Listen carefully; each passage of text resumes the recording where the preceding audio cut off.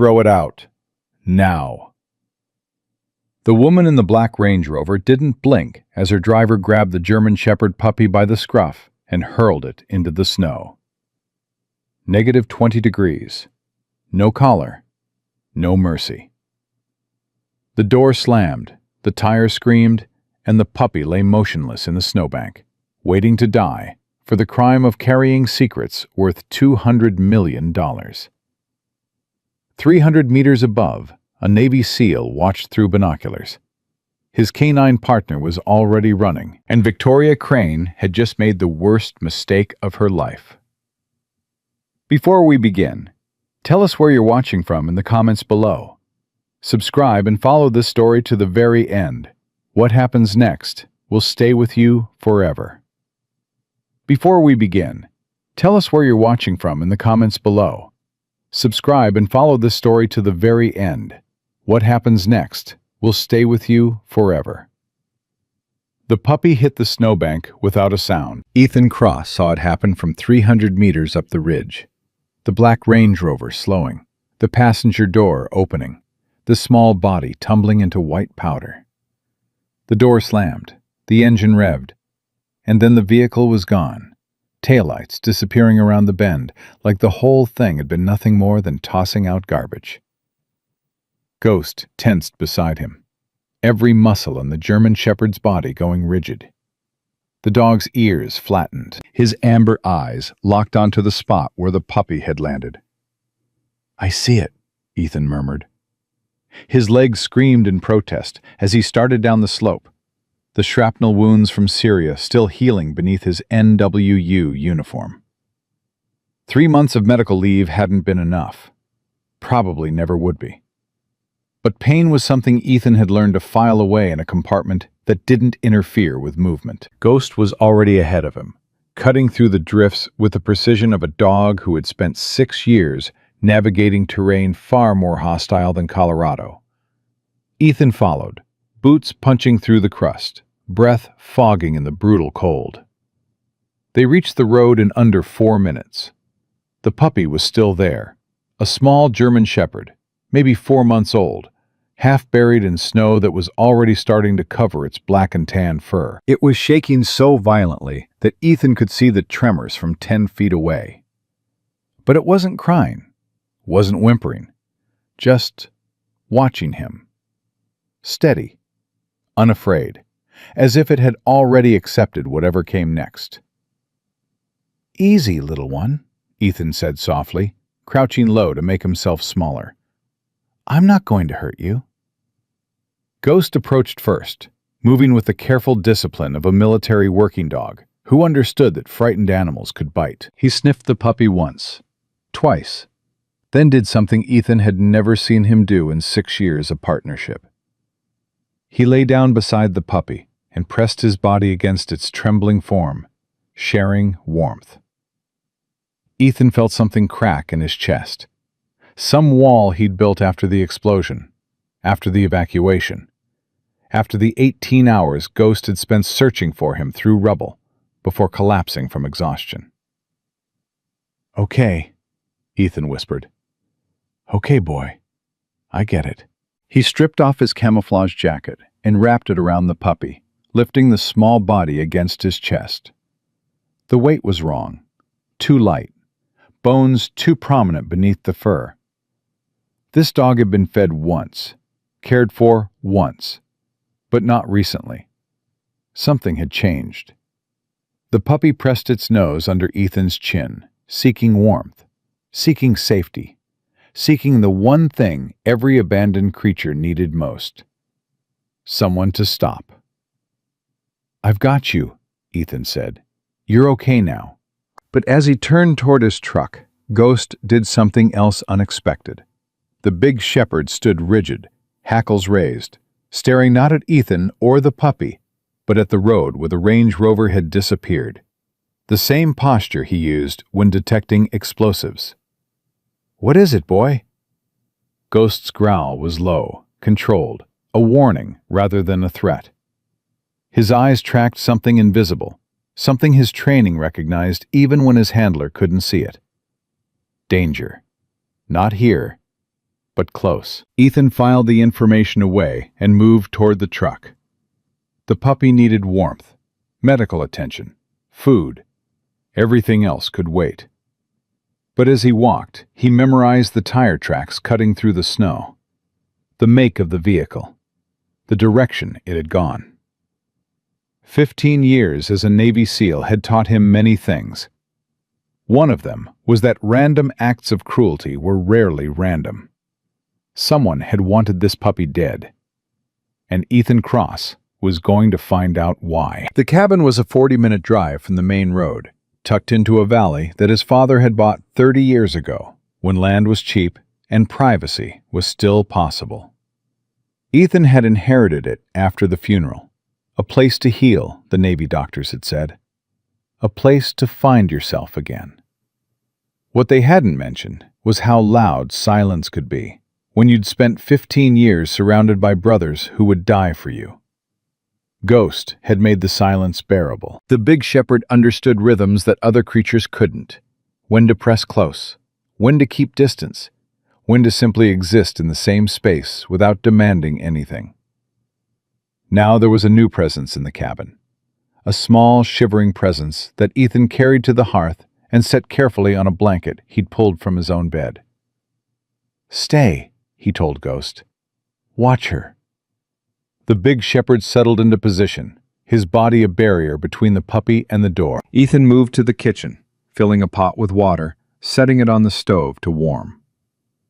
His hands were steady. They always were during operations, but something beneath his skin was trembling. He hadn't planned for this, hadn't wanted this. After Ghost's retirement, after the explosion that nearly killed them both, Ethan had promised himself. No more attachments, no more vulnerabilities. He would heal.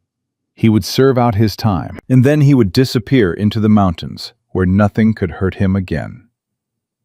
The puppy made a sound, not a bark, not a whimper, but something between. A question. Ethan turned. The small dog was watching him with amber eyes that seemed far too old for its age. Intelligent. Assessing. Waiting. "You're going to be okay," Ethan said, more for himself than for the puppy. "We'll get you warm, get you fed, and then—" He trailed off. And then what? Drop her at a shelter? Leave her with strangers who might give her back to whoever had thrown her away?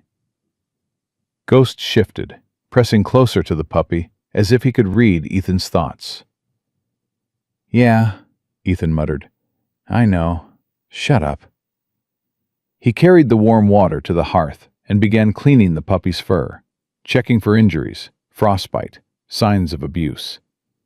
What he found made his jaw clench. Rope burns around her neck, deep ones, the kind that came from being tied too tightly for too long.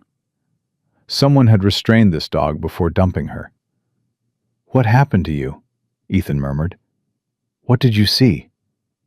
The puppy's eyes closed briefly, exhaustion finally winning over vigilance. Her small body relaxed against the blanket, breathing evening out as warmth seeped back into her bones. Ethan continued his examination, fingers moving through the thick fur around her neck, and stopped. There was something there, something that didn't belong. He parted the fur carefully, heart rate spiking despite his training.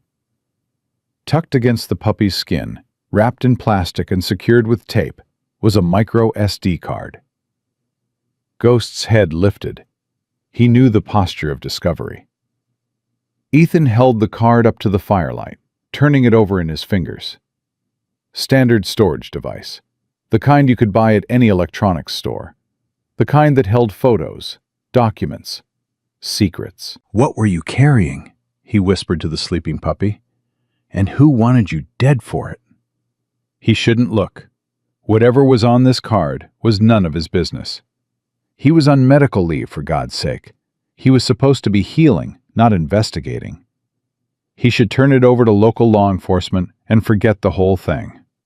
But Ethan Cross had spent 15 years running toward danger, while everyone else ran away.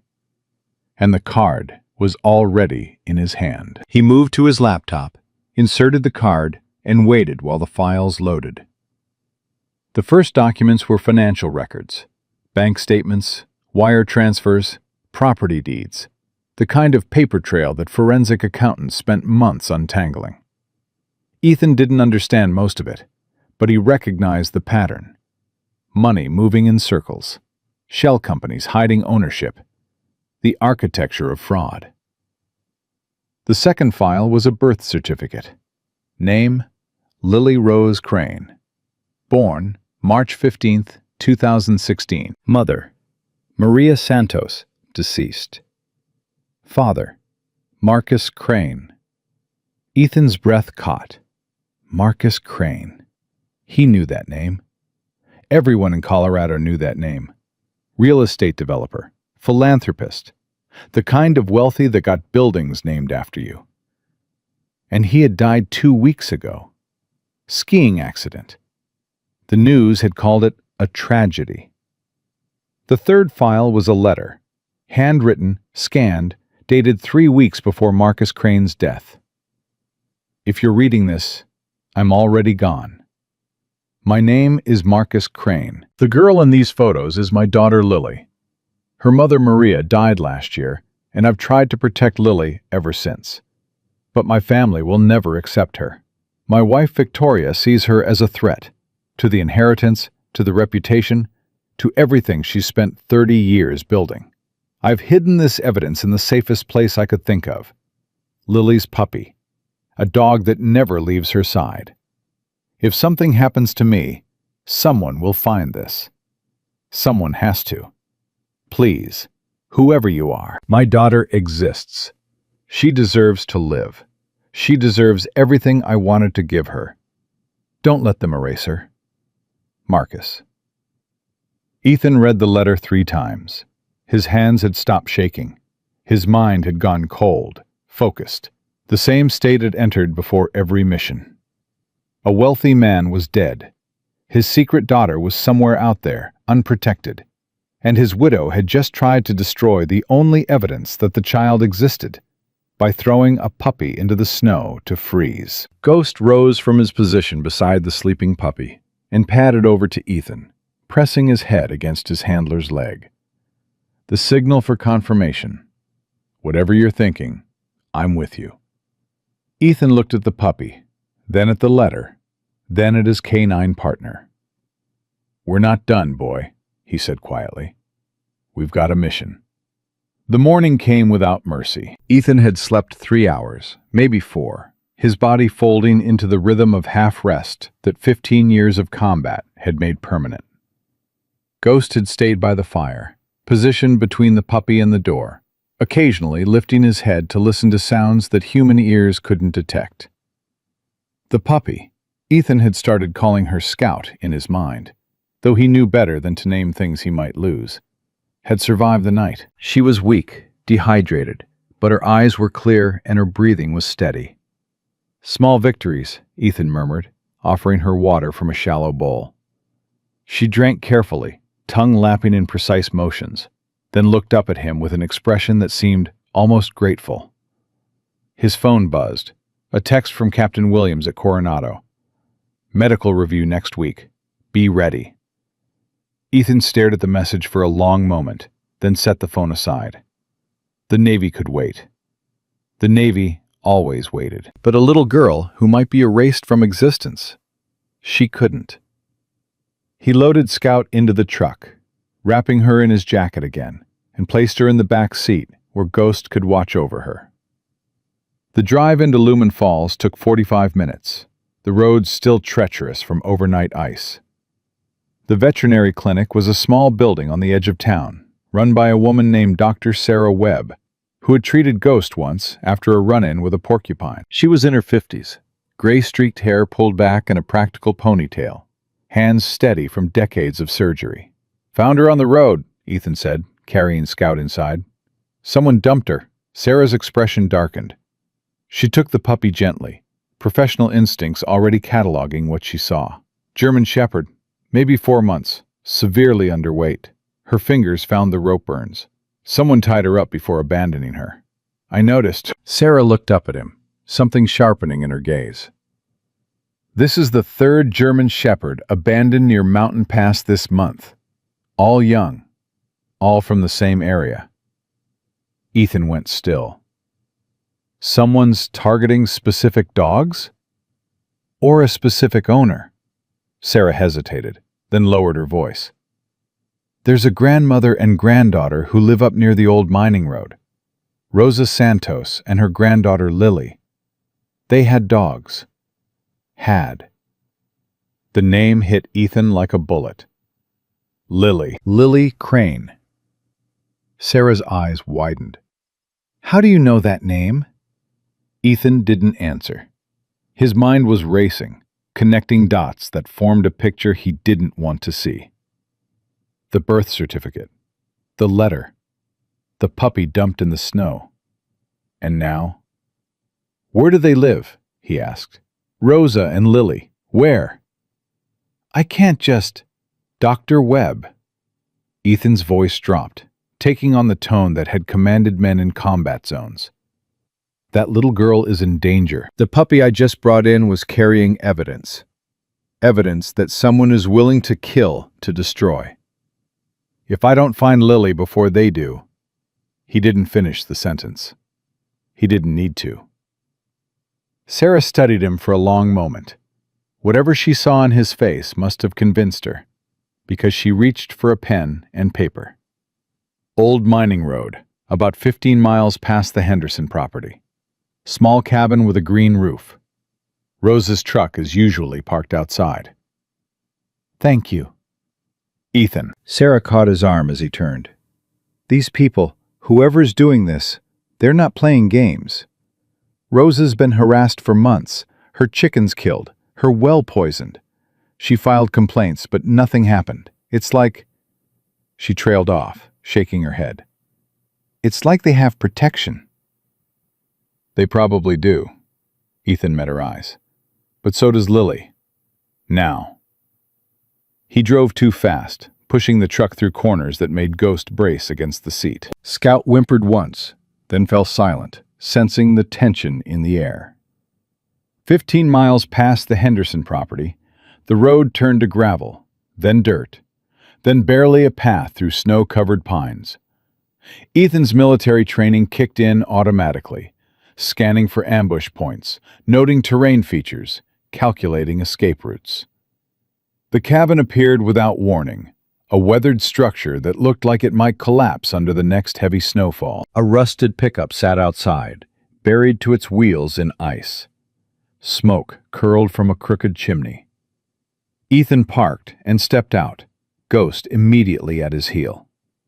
The cold bit into his face, but he barely noticed. The door opened before he reached the porch. A woman in her 70s stood in the doorway, face carved by hardship, eyes full of fear. She held a shotgun that shook in her hands. "Stop right there," she said. "I don't want trouble." Ethan raised his hands slowly. "I'm not here to bring trouble. I'm here to help. That's what the last ones said, before they killed my chickens, before they poisoned my well." Rosa's voice cracked. "Before they took my granddaughter's dog." Ethan's heart clenched. The puppy, the German shepherd, black and tan, about 4 months old? Rosa's gun wavered. "How do you know I found her?" Ethan crouched slowly, reaching back toward the truck. "I found her on Mountain Pass Road. Someone threw her from a black Range Rover." He opened the back door. "She's alive." Scout lifted her head at the sound of the voices, ears perking forward. Rosa made a sound, half sob, half scream. The shotgun clattered to the porch as she ran toward the truck. "Bella? Bella, is that... Grandma?" A small voice, a small figure appearing in the doorway.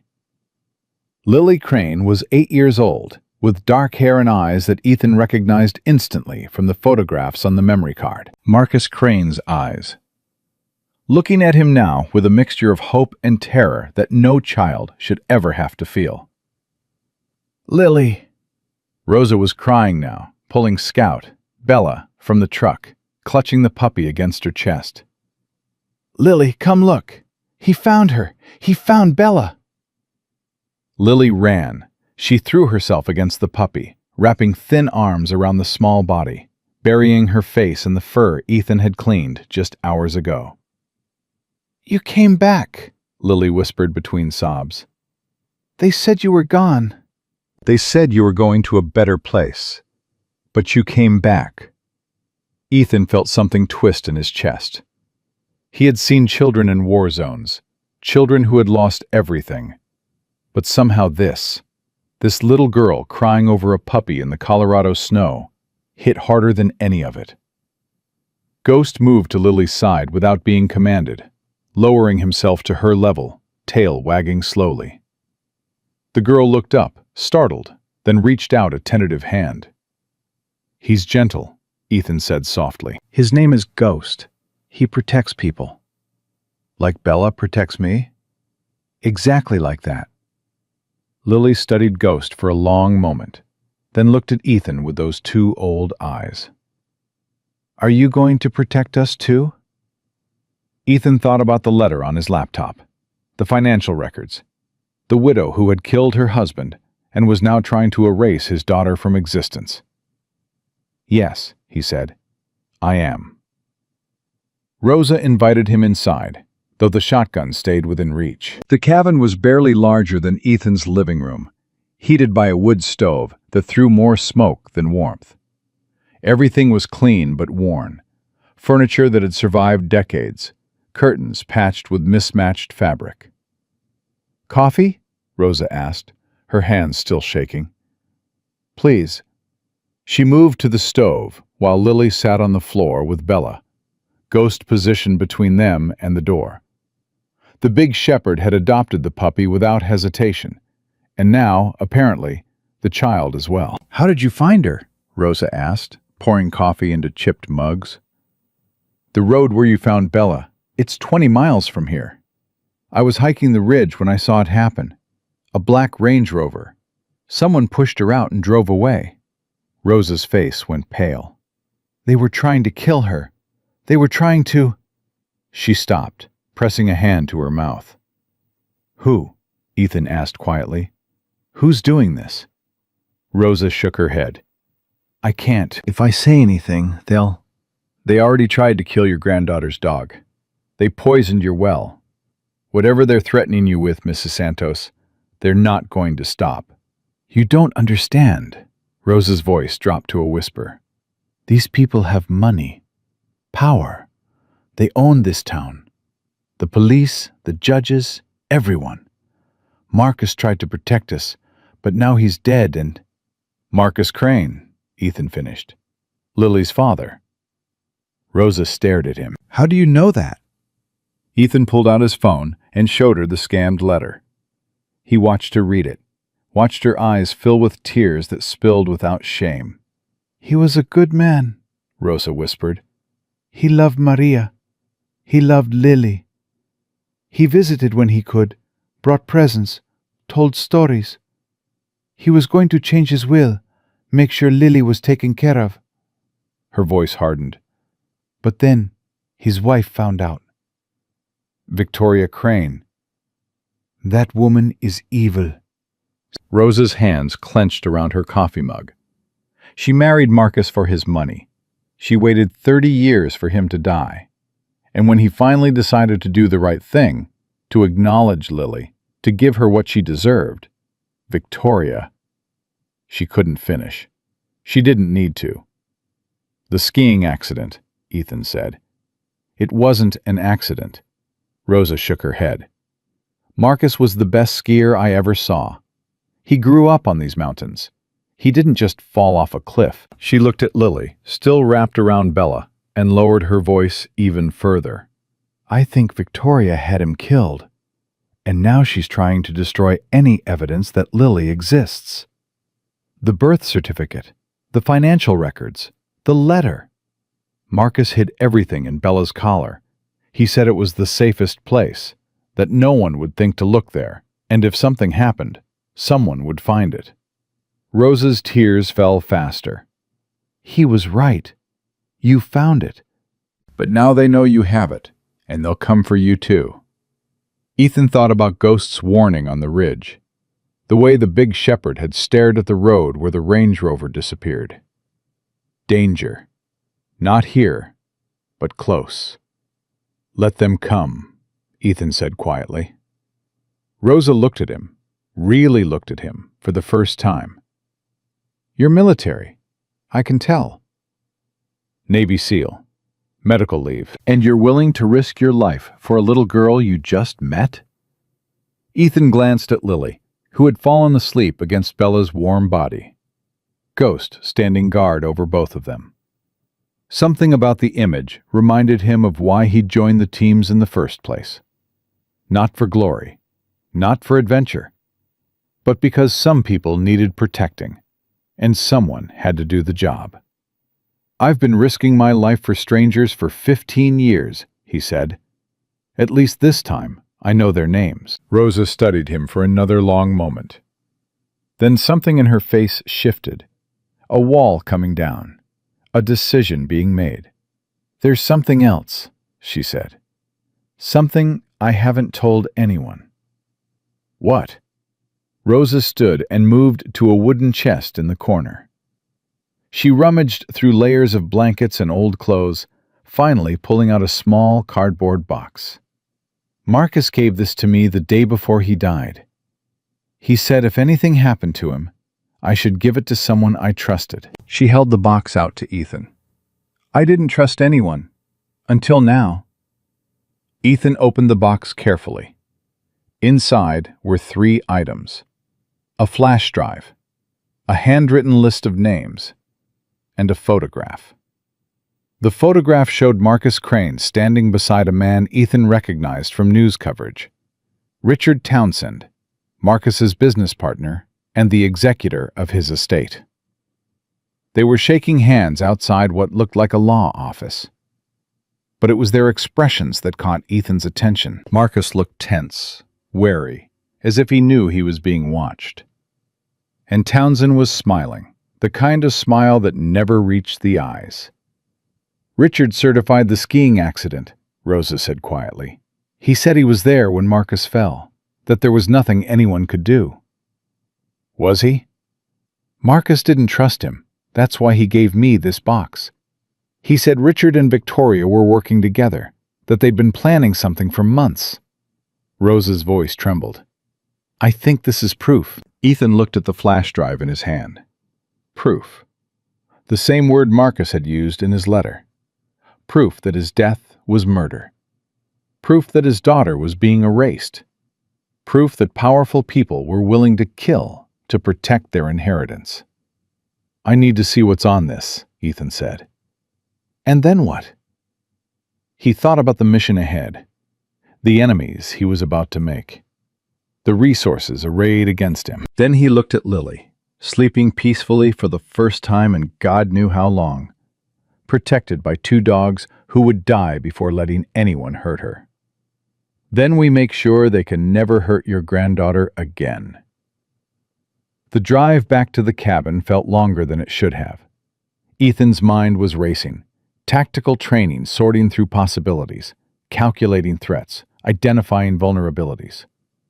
Victoria Crane had money, connections, and apparently no conscience. She had already killed her husband and tried to destroy the only evidence of his daughter's existence.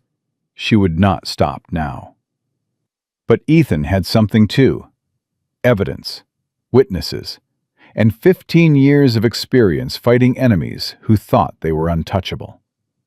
Ghost rode shotgun, occasionally turning to check on Bella in the back seat. The puppy was sleeping again, exhaustion finally winning over vigilance. Ethan's phone buzzed. Unknown number. He answered anyway. Cross? Mr. Cross. A woman's voice, smooth, controlled. Cold. I understand you found something that belongs to me. Ethan's grip tightened on the wheel. Who is this? I think you know. The question is, what are you going to do with that knowledge? Victoria Crane. It had to be. Somehow, she already knew he had the evidence. "I'm going to do what I always do," Ethan said calmly. "Protect people who can't protect themselves." A soft laugh.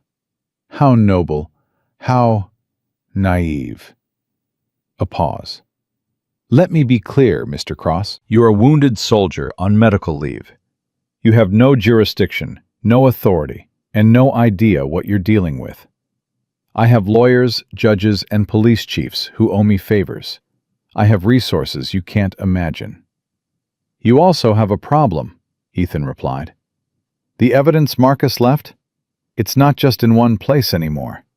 It's been copied, distributed. If anything happens to me, or to Rosa, or to Lily, it goes public. Everything." Silence on the line.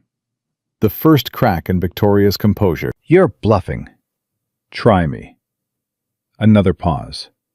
Longer this time. "You have no idea what you've started, Mr. Cross." Victoria's voice had changed. Harder now, the polish stripped away.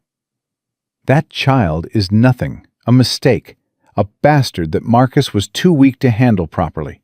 She will never inherit a cent of what I've built." "She's a little girl," Ethan said quietly, "and she's going to inherit everything her father wanted her to have." "We'll see about that." The line went dead. Ethan pulled over to the side of the road, his hands steady despite the adrenaline flooding his system. Ghost whined softly, sensing the shift in his handler's mood. "I know, boy," Ethan murmured. "We just made ourselves a target." But as he sat there in the silent truck, watching snow begin to fall through his windshield, Ethan felt something he hadn't felt in months. Purpose. He had come to Colorado to heal, to disappear, to escape from a world that had broken him in ways he couldn't explain. Instead, he had found a puppy in the snow, a little girl who needed protection, and a mission that reminded him why he had become a warrior in the first place. Some battles couldn't be walked away from, some enemies had to be faced, and some lives, small, fragile, forgotten by everyone who should have cared, were worth risking everything to save. Ethan started the engine and pulled back onto the road. The war had just begun. The flash drive contained enough evidence to destroy an empire. Ethan sat at his cabin table past midnight, the glow of his laptop casting shadows across his face, while Ghost lay at his feet and Bella slept by the fire. The files Marcus Crane had collected told a story of betrayal so complete, so calculated, that Ethan had to read it twice to believe it. Bank transfers totaling $18 million moved from Marcus's personal accounts to offshore shells controlled by Richard Townsend. Insurance policies worth $20 million that paid out only if Marcus's death was ruled accidental. And emails, dozens of emails between Victoria and Richard stretching back 3 years discussing the problem and the solution and when the time is right. The final email was dated 2 days before Marcus's skiing accident. "Everything is arranged. The guide has been paid. Make sure you're visible at the lodge when it happens. V." Ethan's hands trembled as he read it. Not from fear, from rage. They had planned his death, coordinated it. And then they had smiled at his funeral and collected their money, while his 8-year-old daughter was being erased from existence. Ghost lifted his head, sensing the shift in his handler's mood. The big shepherd's amber eyes reflected the firelight, steady and waiting. "I know, boy," Ethan murmured. "We've got work to do." He picked up his phone and dialed a number he hadn't used in 6 months. Jake Reeves answered on the 3rd ring. "Ethan Cross, I thought you were dead." "Not yet. I need your help." "Medical leave in Colorado, and you need my help?" Jake laughed, but there was an edge to it. "What kind of trouble did you find out there?" "The kind that involves murder, fraud, and a widow who's trying to kill an 8-year-old girl." Silence on the line. Then, tell me everything. Ethan talked for 20 minutes, laying out the evidence, the connections, the threats. Jake listened without interrupting. The same discipline that had made him one of the best intelligence analysts in the teams before he went private. Victoria Crane, Jake said finally. That's serious money, brother. Serious connections. She's donated to half the politicians in Colorado. I know. Her lawyers will bury you before you can blink. Then I need to move faster than they can bury. Jake was quiet for a moment. What do you need? Everything you can find on Richard Townsend, his business dealings, his travel history, any connection to the ski resort where Marcus died. And I need a journalist, someone who can't be bought, who's hungry enough to take on a story this big. I know a woman, Rachel Torres. She broke the governor scandal last year. Fearless. Crazy. Exactly what you need. Can you set up a meeting? I'll make some calls. But Ethan, Jake's voice dropped. These people play for keeps. You're on medical leave with a bum leg and a retired canine. If they decide you're a real threat, then they'll find out what a SEAL with nothing to lose can do. Ethan hung up before Jake could argue. The morning brought visitors. Ethan heard the vehicle approaching before Ghost's warning growl confirmed it. A sheriff's cruiser, moving slowly up the access road, tires crunching on frozen gravel. He met Sheriff Tom Hendricks on the porch, Ghost positioned at his heel, Bella watching from the window with ears pricked forward. Mr. Cross. Hendricks was in his 50s, weathered face, cautious eyes. The kind of small-town law who had learned to survive by not asking too many questions. I got a call this morning. Someone said a stranger was harassing Rosa Santos. I wasn't harassing anyone. I was returning her granddaughter's puppy. Hendricks' eyebrow rose. The puppy that was reported stolen? Stolen? Ethan's jaw tightened. That puppy was thrown from a moving vehicle on Mountain Pass Road. I watched it happen. That's not what the report says. Then the report is wrong. They stared at each other for a long moment. Ethan could read the calculation in the sheriff's eyes, the weighing of risks, the assessment of threats. You're military, Hendricks said finally. Navy by the look of you. SEAL, medical leave. And you just happened to be in the right place at the right time to rescue a puppy. I was hiking the ridge, saw the whole thing. Ethan stepped closer, lowering his voice. Sheriff, that puppy was carrying evidence. Evidence that Marcus Crane was murdered by his wife and business partner. Evidence that his daughter, an 8-year-old girl named Lily, is being targeted because she stands to inherit millions. Hendricks's face went pale. That's a hell of an accusation. I have proof. Ethan pulled out his phone and showed the sheriff the emails. Bank transfers, insurance fraud, and a documented plan to kill a man and make it look like an accident.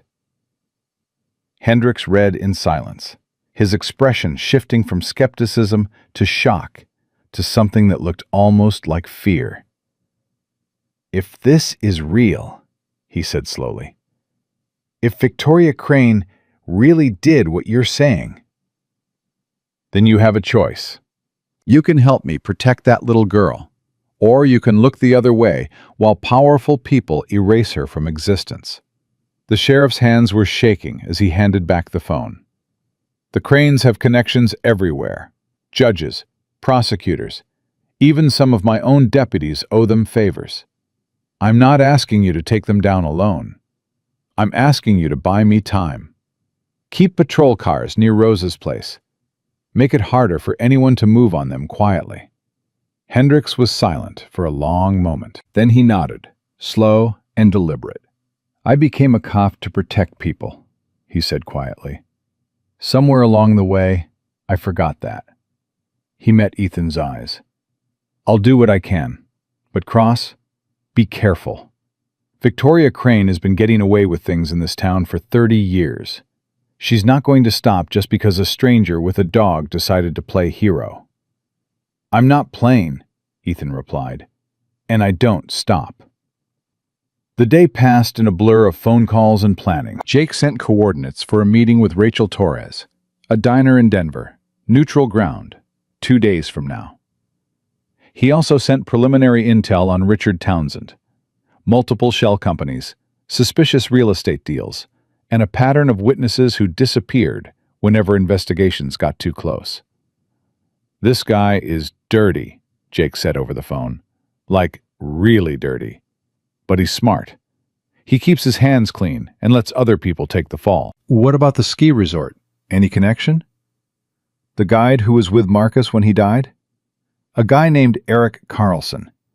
He filed a statement saying Marcus lost control on an expert run and went over the edge. No witnesses. Where's Carlson now? That's the interesting part. 3 days after Marcus's death, Carlson bought a one-way ticket to Costa Rica. He's been there ever since, living in a beachfront condo that costs 10 times what a ski guide makes in a year. Ethan's gut tightened. He was paid off. Looks like it, but getting him to talk? That's another story. Everyone talks eventually. It's just a matter of finding the right pressure point. Ethan hung up and turned to find Ghost, watching him intently. The big shepherd knew the posture of mission planning. He had seen it hundreds of times before. The focused intensity, the calculated movements, the gradual shift from rest to readiness. Not yet, boy, Ethan said softly. But soon. That afternoon, Ethan drove back to Rosa's cabin with supplies. Food, firewood, and a burner phone that couldn't be traced. Lily met him at the door, Bella pressed against her legs, her dark eyes bright with something that might have been hope. "You came back," she said. "I told you I would." "People say things they don't mean sometimes." Ethan crouched to her level, ignoring the pain that shot through his damaged leg. "Lily, look at me. I meant every word. I'm going to protect you. Ghost is going to protect you, and we're going to make sure the bad people can never hurt you again." Lily studied him for a long moment, the same assessing gaze he'd seen in her father's photographs. Then she reached out and touched Ghost's head, her small fingers disappearing into his thick fur. "Daddy said the same thing," she whispered, "before he went away." Ethan felt something crack in his chest. "Your daddy was a brave man. He loved you very much." "I know." Lily's voice trembled. "He used to call me his secret princess. He said one day everyone would know, and I'd have everything I ever wanted." A tear slipped down her cheek. "But then he went away, and the cold lady came, and—" "The cold lady?" Ethan's instincts sharpened. "You mean Victoria?" Lily nodded, her face going pale. "She came here, before Daddy went away. She was smiling, but it wasn't real. She told Grandma that we should disappear, that it would be better for everyone." "When was this?" "The day before the mountain, the day before Daddy—" Lily couldn't finish. Ethan's mind raced. Victoria had visited Rosa's cabin the day before Marcus died. She had threatened them directly.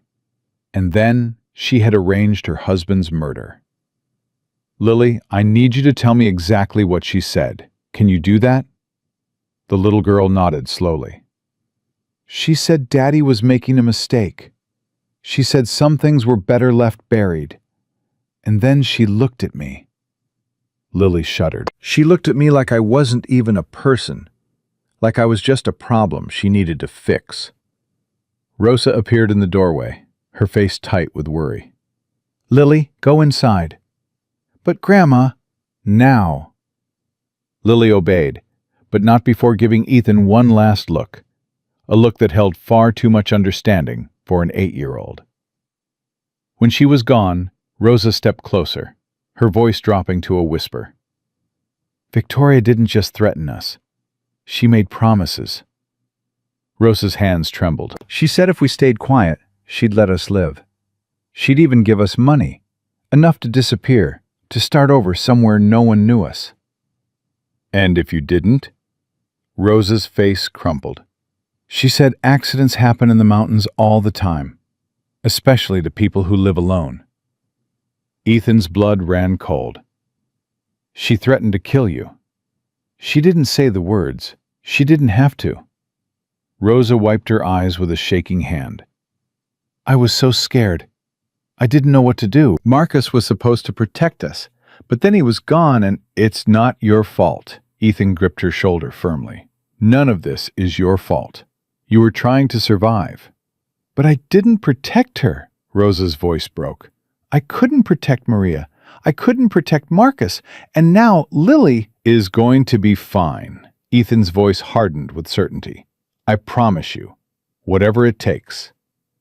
He left the burner phone with Rosa, showed her how to use it, made her memorize his number. Then he drove back toward the main road, Ghost in the passenger seat, his mind working through possibilities. He was 10 miles from the cabin when he noticed the headlights. A black SUV hanging back, matching his speed exactly. Ghost's hackles rose. The same posture he'd shown on the ridge. The same warning. I see them, Ethan murmured. He kept driving, maintaining speed, watching the mirrors. The SUV stayed back, not close enough to threaten, not far enough to lose. Professional distance. Professional surveillance. They knew where he was going. They were just making sure he got there. Ethan's hands tightened on the wheel. He had two choices. Lead them to his cabin and let them see his preparations, or lose them in terrain he knew better than anyone. He chose option 3. Without warning, Ethan slammed the brakes and spun the wheel, sending the truck into a controlled slide that put him facing the opposite direction. The SUV's headlights blazed in his windshield for one frozen moment. Then, Ethan floored it, driving straight at them. The SUV swerved at the last second, nearly going off the road. Ethan shot past, close enough to see two figures inside. Dark clothes, professional haircuts. The unmistakable bearing of men who had done this kind of work before. He was through them and gone before they could recover. 3 miles later, he turned onto a logging road that didn't appear on any map. 4 miles after that, he killed his headlights and navigated by moonlight alone. Ghost sat rigid beside him, ears tracking sounds that human ears couldn't hear. They reached the cabin an hour later, approaching from the back, parking in a spot hidden by the tree line. Ethan sat in the darkness for a long moment, heart rate steady, mind clear. They were escalating. The phone call from Victoria had been a warning. The surveillance was a statement. And whatever came next would be worse. He needed to move faster, hit harder, force them into mistakes before they could organize a proper response. His phone buzzed. Jake. Ethan, we have a problem. What kind of problem? The journalist, Rachel Torres. Someone got to her editor. The paper is killing any story related to the Cranes. Legal concerns, they said. Ethan's jaw clenched. Victoria's lawyers. Has to be. They're shutting down the mainstream routes before you can use them. Then we go around them. Social media, independent platforms. There has to be someone who'll run this story. Maybe, but it'll take time. And from what you're telling me, time is exactly what you don't have. Ethan thought about the SUV on the road, the surveillance, the escalation. Then we need to create pressure from another direction, he said. Force them to make a mistake. What are you thinking? Richard Townsend. He's the weak link. Victoria is ice cold, but Townsend is a businessman. He responds to incentives. If he thinks he's about to lose everything, he might turn. Or he might panic. Either way, it creates an opening. Jake was quiet for a moment. That's dangerous, brother. You're poking a hornet's nest. Hornets I can handle. It's the silence that's killing us.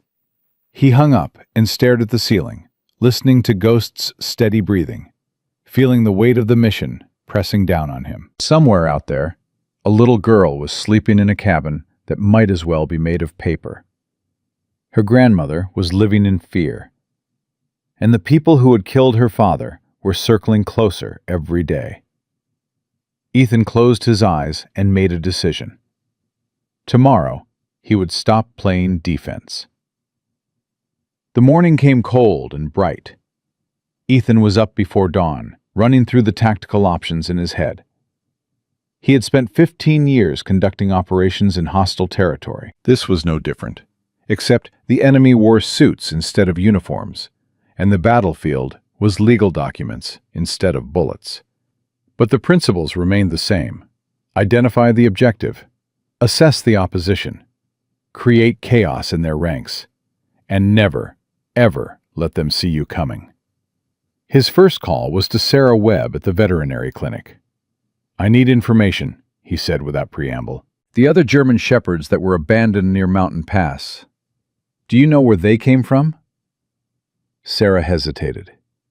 "Ethan, I already told you." "Were they Rose's? Did Lily have other dogs before Bella?" A long pause. "Yes. 2 others. Both disappeared over the past 6 months. Rosa filed reports, but nothing ever came of them." "And they were found dead?" "One was, hit by a car on the highway. The other—" Sarah's voice dropped.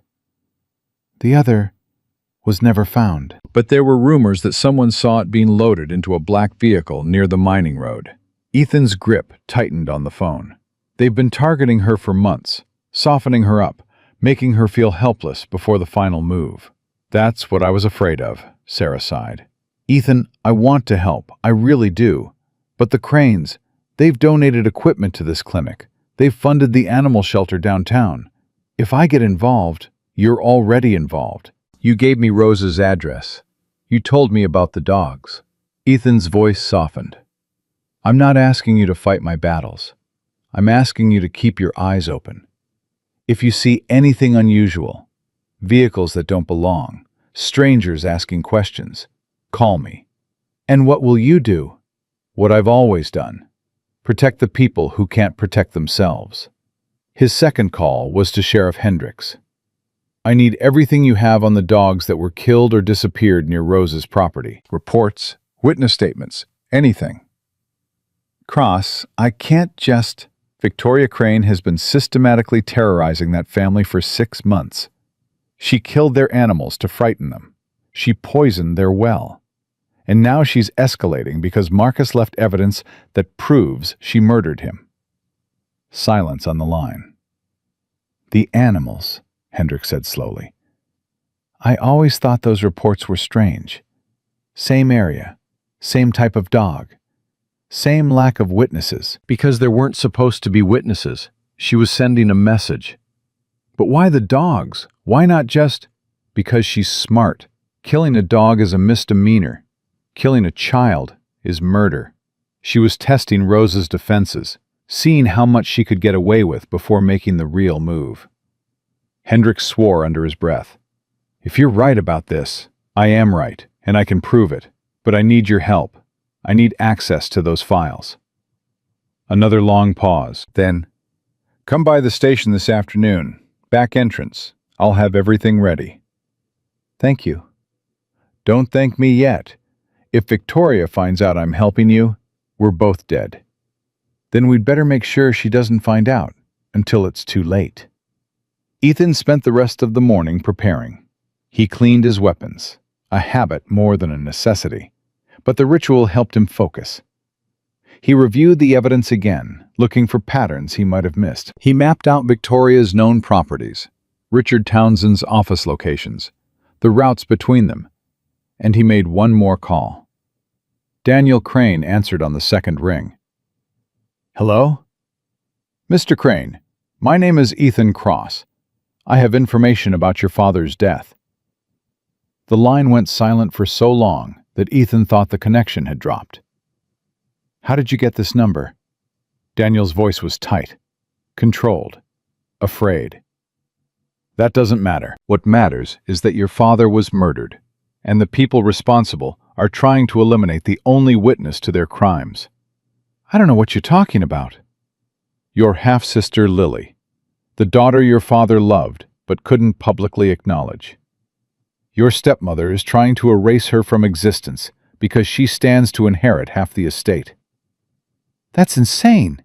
Victoria would never— She already has. Ethan's voice hardened. She arranged your father's accident. She paid off the guide who was with him. She's been terrorizing your sister's family for months. And now she's preparing to finish the job. Daniel was breathing hard on the other end of the line. This is crazy. You're crazy. I have evidence. Bank transfers, emails, your father's own words, explaining everything he feared would happen. Ethan paused. I also have a birth certificate proving Lily is your blood relative, your father's daughter, your sister. I don't have a sister. Yes, you do. And right now, she's an 8-year-old girl hiding in a cabin in the mountains, wondering if she's going to survive the week. The silence stretched on. Ethan could hear Daniel processing, struggling with the weight of what he'd been told. Why are you telling me this? Daniel finally asked. What do you want? I want you to meet me, see the evidence yourself, and then I want you to decide what kind of man you are. And if I refuse, then your sister dies, and you spend the rest of your life knowing you could have saved her. The words hung in the air like a verdict. Where? Daniel asked. The coffee shop on Maple Street. Tomorrow morning, 9 o'clock.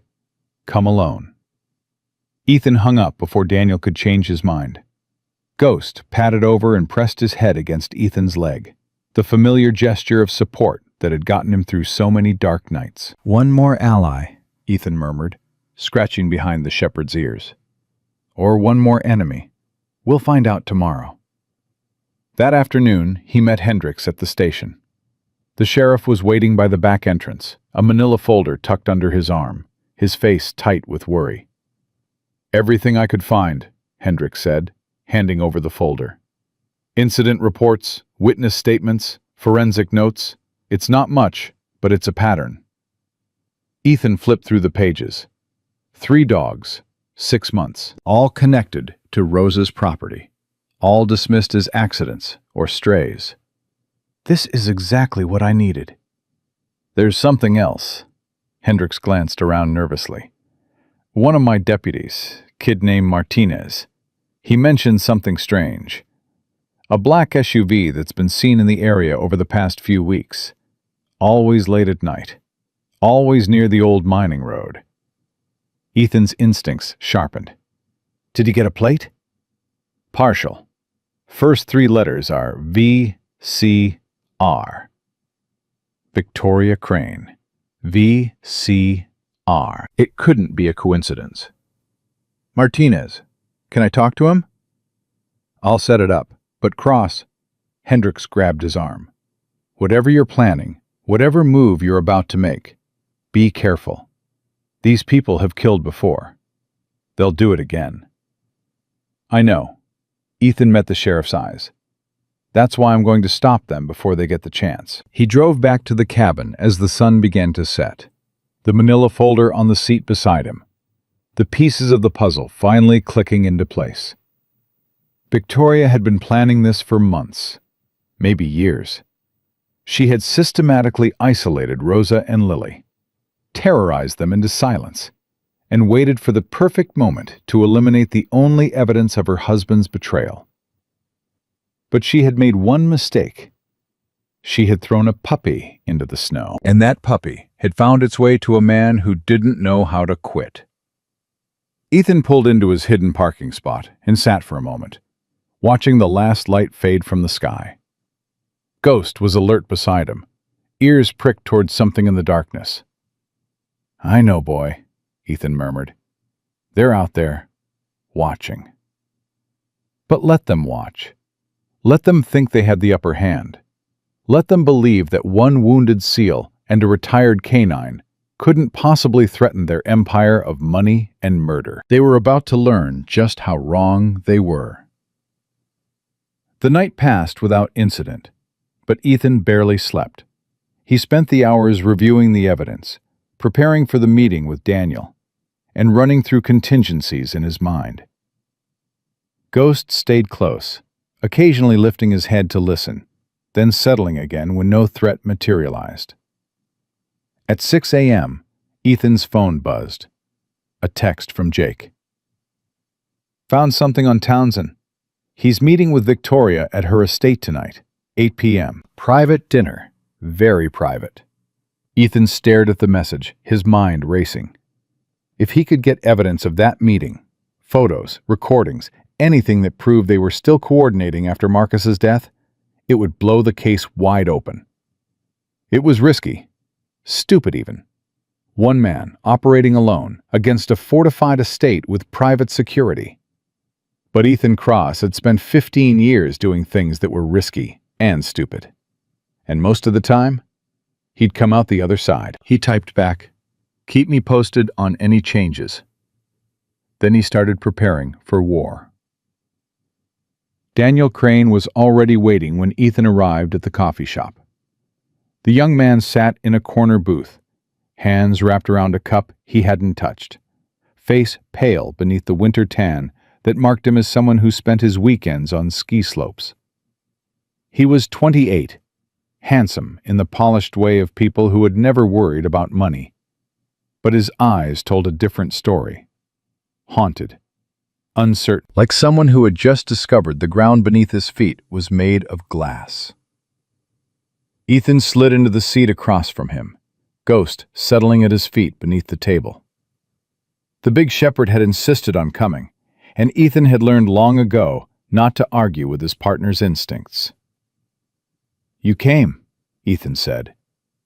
"I almost didn't." Daniel's voice was hoarse. "I've been up all night trying to convince myself that you're crazy, that everything you said was a lie." "Did it work?" Daniel shook his head slowly. "My father changed 6 months before he died. Started canceling meetings, disappearing on weekends. I thought..." He stopped, swallowing hard. "I thought he was having an affair. Turns out he was visiting his daughter." Ethan pulled out the folder of evidence and slid it across the table. "This is everything your father collected. Financial records, emails, his own letter explaining what he feared would happen." Daniel opened the folder with trembling hands. He read in silence for several minutes, his face cycling through shock, disbelief, and finally a grief so raw that Ethan had to look away. "She killed him," Daniel whispered. "Victoria actually killed him. And she's trying to kill his daughter, too. Lily." Daniel said the name like it was made of broken glass. "I have a sister named Lily." "You do? She's 8 years old. She lives in a cabin in the mountains with her grandmother, and right now she's terrified that the woman who murdered her father is coming to finish the job." Daniel's hands clenched around the papers. Why didn't he tell me? All those years. Why didn't he just tell me the truth? He was trying to protect everyone. You, Lily, her mother. Ethan leaned forward. "Your father made mistakes. He waited too long to fix them.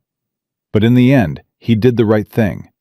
He left evidence. He tried to make sure Lily would be taken care of. And Victoria found out. Victoria has known for years. She's been waiting for the right moment. When your father finally decided to change his will, to acknowledge Lily publicly, she killed him before he could." Daniel's voice cracked. "My God, my own stepmother."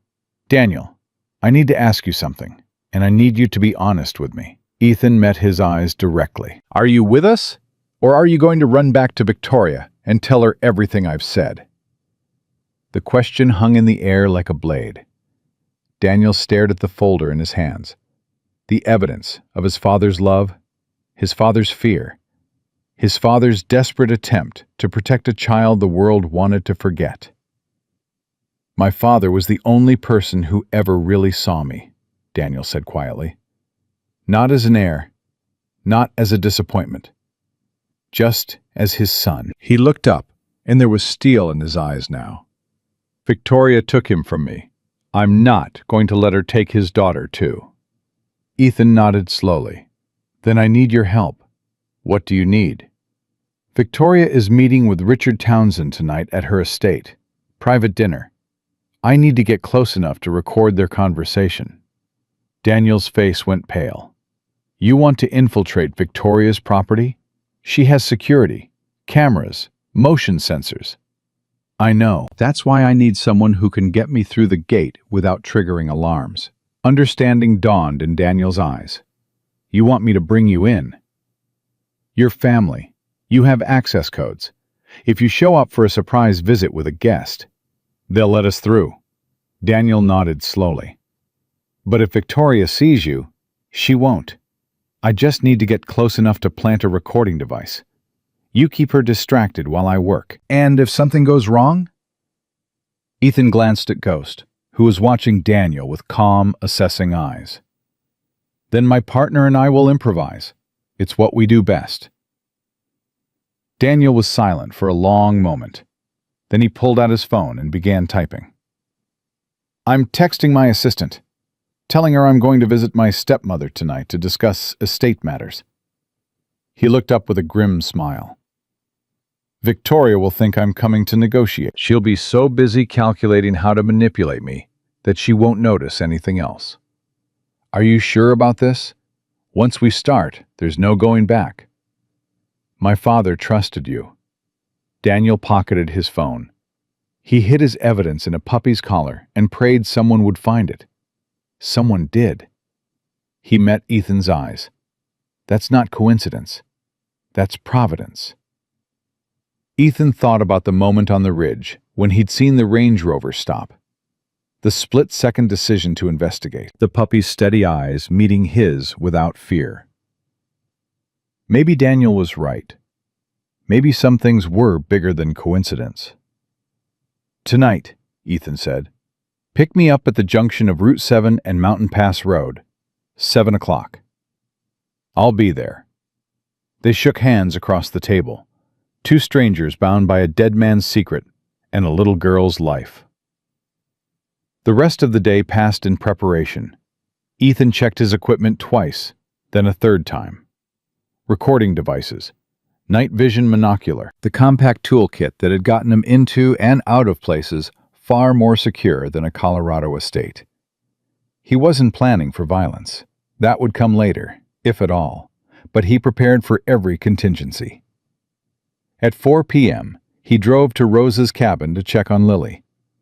The little girl met him at the door, Bella pressed against her legs, her dark eyes searching his face for answers he couldn't yet give. Did you find them? She asked.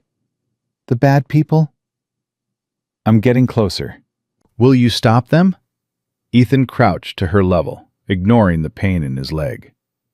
Lily, I'm going to tell you something that I learned a long time ago, when I was a soldier.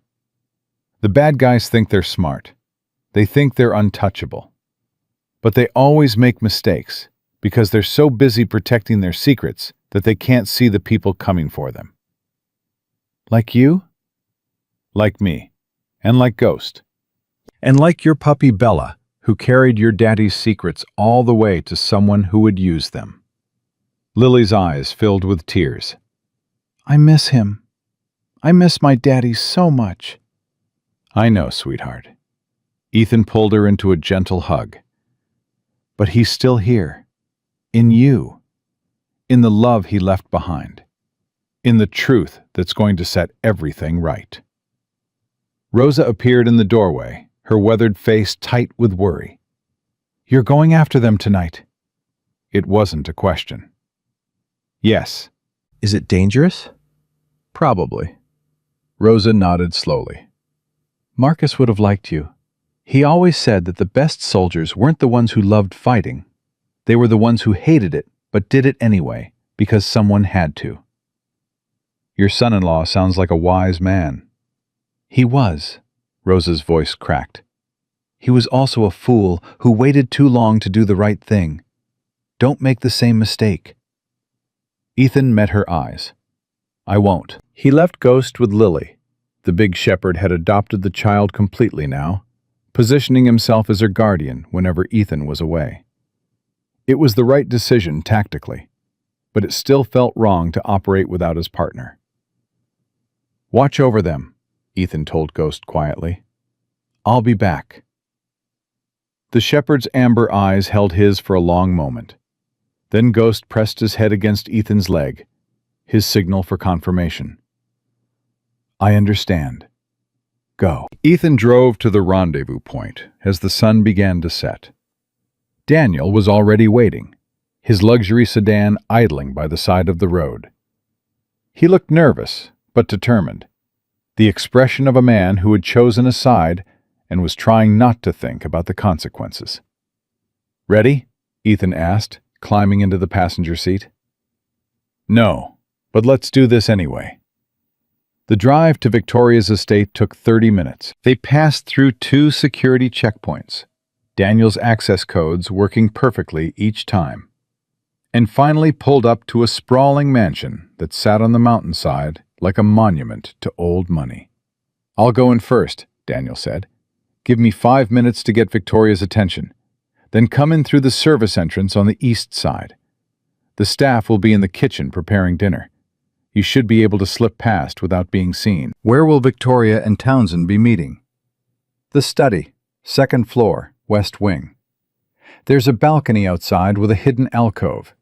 My father used to smoke there when Victoria wasn't looking. You should be able to get close enough to plant your device." "And if someone spots me?" Daniel reached into his jacket and pulled out a small revolver. "I'm not much of a shot, but I can create a distraction if you need one." Ethan shook his head. "Keep that hidden. If this goes wrong, the last thing we need is gunfire." He checked his watch. 5 minutes. Then I'm moving. "Ethan," Daniel grabbed his arm. "Thank you for believing in my father, for protecting Lily, for giving me a chance to make this right. Thank me when it's over." Daniel stepped out of the car and walked toward the main entrance, his posture shifting into the casual confidence of someone who belonged there. Ethan watched him go, counting seconds in his head. At exactly 5 minutes, he moved. The service entrance was unguarded, just as Daniel had promised. Ethan slipped inside, his movements silent, his senses on high alert. He could hear voices from the kitchen, staff preparing dinner, oblivious to the drama unfolding above them. He found the stairs and climbed, avoiding the squeaky 3rd step, pressing himself against the wall whenever he heard movement. The study door was closed. Voices filtered through, Victoria's smooth contralto, Townsend's deeper rumble, and underneath it all, the clink of glasses and the false warmth of civilized conversation. Ethan positioned himself on the balcony, hidden in the alcove Daniel had mentioned. The winter air bit into his face, but he barely noticed. All of his attention was focused on the voices inside. "Daniel's visit is unfortunate," Victoria was saying, "but manageable. He's always been easily manipulated." "And the other problem?" Townsend's voice. "The soldier?" "Being handled. My people are watching his cabin. When the time is right, we'll deal with him the same way we dealt with Marcus." Ethan's blood ran cold. "What about the evidence?" Townsend pressed. "The documents Marcus hid." "The puppy was supposed to solve that problem. Apparently, someone found it before it froze to death." Victoria's voice hardened. "But it doesn't matter. Without the original documents, whatever copies he made can be dismissed as forgeries. We have lawyers for that." "And the girl?" A long pause. When Victoria spoke again, her voice was ice. "The girl is a complication, but complications can be eliminated." Ethan's hands trembled as he activated the recording device. Every word, every damning admission was being captured and stored. "When?" Townsend asked. "Soon. Once the estate clears probate and the insurance pays out, we'll have the resources to handle everything properly. A tragic accident. A house fire, perhaps. The grandmother was known to use a wood stove. These things happen in winter. And no one will ask questions? Who would ask? The sheriff is manageable. The local prosecutor owes me favors. By the time anyone thinks to investigate, there won't be anything left to find. Ethan had heard enough. He needed to move, to get this recording to safety, to Jake, to anyone who could use it before Victoria put her plan into action. But as he stepped back from the window, his boot caught on a loose board. The sound was small, barely a creak. It was enough. "What was that?" Victoria's voice sharpened. Ethan froze, pressing himself deeper into the shadows. Through the window, he could see Victoria rising from her chair, moving toward the balcony doors. "Probably just the wind," Townsend said. "These old houses. My house doesn't creak." Victoria's hand reached for the door handle. Ethan had seconds to decide, fight or run. He chose neither. As Victoria opened the door, he stepped forward, directly into her line of sight. "Good evening, Mrs. Crane." Victoria's face went white. For one frozen moment, she simply stared, shock, fear, and fury cycling through her expression in rapid succession. "You!" The word came out like a curse. "How did you get in here?" "I was invited." Ethan smiled coldly. "Your stepson sends his regards." "Daniel?" Victoria's eyes widened. "Daniel brought you here?" "He wanted to introduce me to the woman who murdered his father." Victoria's composure cracked. She turned toward the interior, her voice rising. "Richard! Security! Now!" But Townsend was already moving. Not toward Ethan, but toward the door. Running. The coward's instinct taking over when confronted with actual danger. "Richard!" Victoria screamed. The door slammed behind him. Victoria turned back to Ethan, her face contorted with rage. "You have no idea what you've done. I have lawyers, judges, You have nothing." Ethan held up the recording device. "Except a tape confession to murder, conspiracy, and plotting to kill a child." Victoria's face went gray. "That's inadmissible. Illegally obtained. No court will..." "Courts aren't my only option." Ethan stepped closer. "There are journalists who would love to hear this. Social media platforms that can spread information faster than any lawyer can suppress it. By tomorrow morning, every news outlet in the state will be running the story of how Victoria Crane murdered her husband and is planning to kill his illegitimate daughter." "You're bluffing." "Try me." They stared at each other across the balcony, predator and prey, though it was no longer clear which was which. "What do you want?" Victoria's voice had changed, calculating now, looking for an angle. "I want Lily to inherit what her father intended. I want you to confess to Marcus's murder. And I want you to spend the rest of your life in prison, thinking about all the people you destroyed." Victoria laughed, a harsh, ugly sound. "You think you've won? You think one recording changes anything? I've been building this empire for 30 years. I've survived scandals that would have destroyed lesser people. One soldier with a grudge isn't going to..." "I'm not just one soldier." Daniel stepped through the study door, his face pale but determined. Behind him came Sheriff Hendricks, flanked by 2 deputies. "Daniel," Victoria's voice turned pleading. "Sweetheart, whatever this man has told you..." "He told me the truth." Daniel's voice was steady. "Something you never did." "I can explain everything, if you'll just listen." "I've spent my whole life listening to you." Daniel's eyes were wet, but his jaw was set. "Listening to you criticize my father. Listening to you complain about his generosity. Listening to you count his money like it was already yours." He shook his head. "I'm done listening." Sheriff Hendricks stepped forward. "Victoria Crane, you're under arrest for conspiracy to commit murder. You have the right to remain silent." "This is outrageous!" Victoria's composure shattered completely. "You can't arrest me in my own home." I'll have your badge. I'll have all of your badges. You're welcome to try, ma'am. Hendricks nodded to his deputies. Cuff her. Victoria screamed as they approached, a sound of pure rage, the howl of a predator finally caught in a trap it never saw coming. Ethan watched without expression as they led her away. There was no satisfaction in this moment, no triumph, just the grim knowledge that a long battle was finally reaching its end. Daniel appeared at his side. Townsend ran. I saw him heading for the garage. He won't get far. Ethan pulled out his phone and dialed Jake. I need you to flag Richard Townsend's vehicle. He's fleeing the Crane estate heading... Which direction?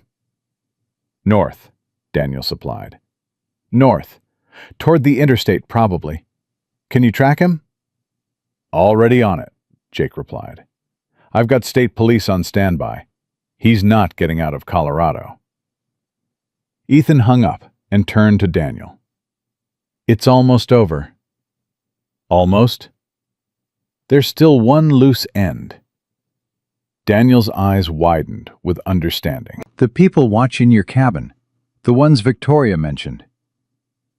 They don't know yet that she's been arrested. They might still try to move on Rosa and Lily. Daniel grabbed his keys. I'll drive. They made it to Rosa's cabin in 23 minutes, Daniel pushing his sedan to its limits, while Ethan called Sheriff Hendricks to request backup. The cabin was dark when they arrived. Too dark. Ethan's instincts screamed as he stepped out of the car. Something was wrong. The wood stove should have been lit. There should have been light in the windows.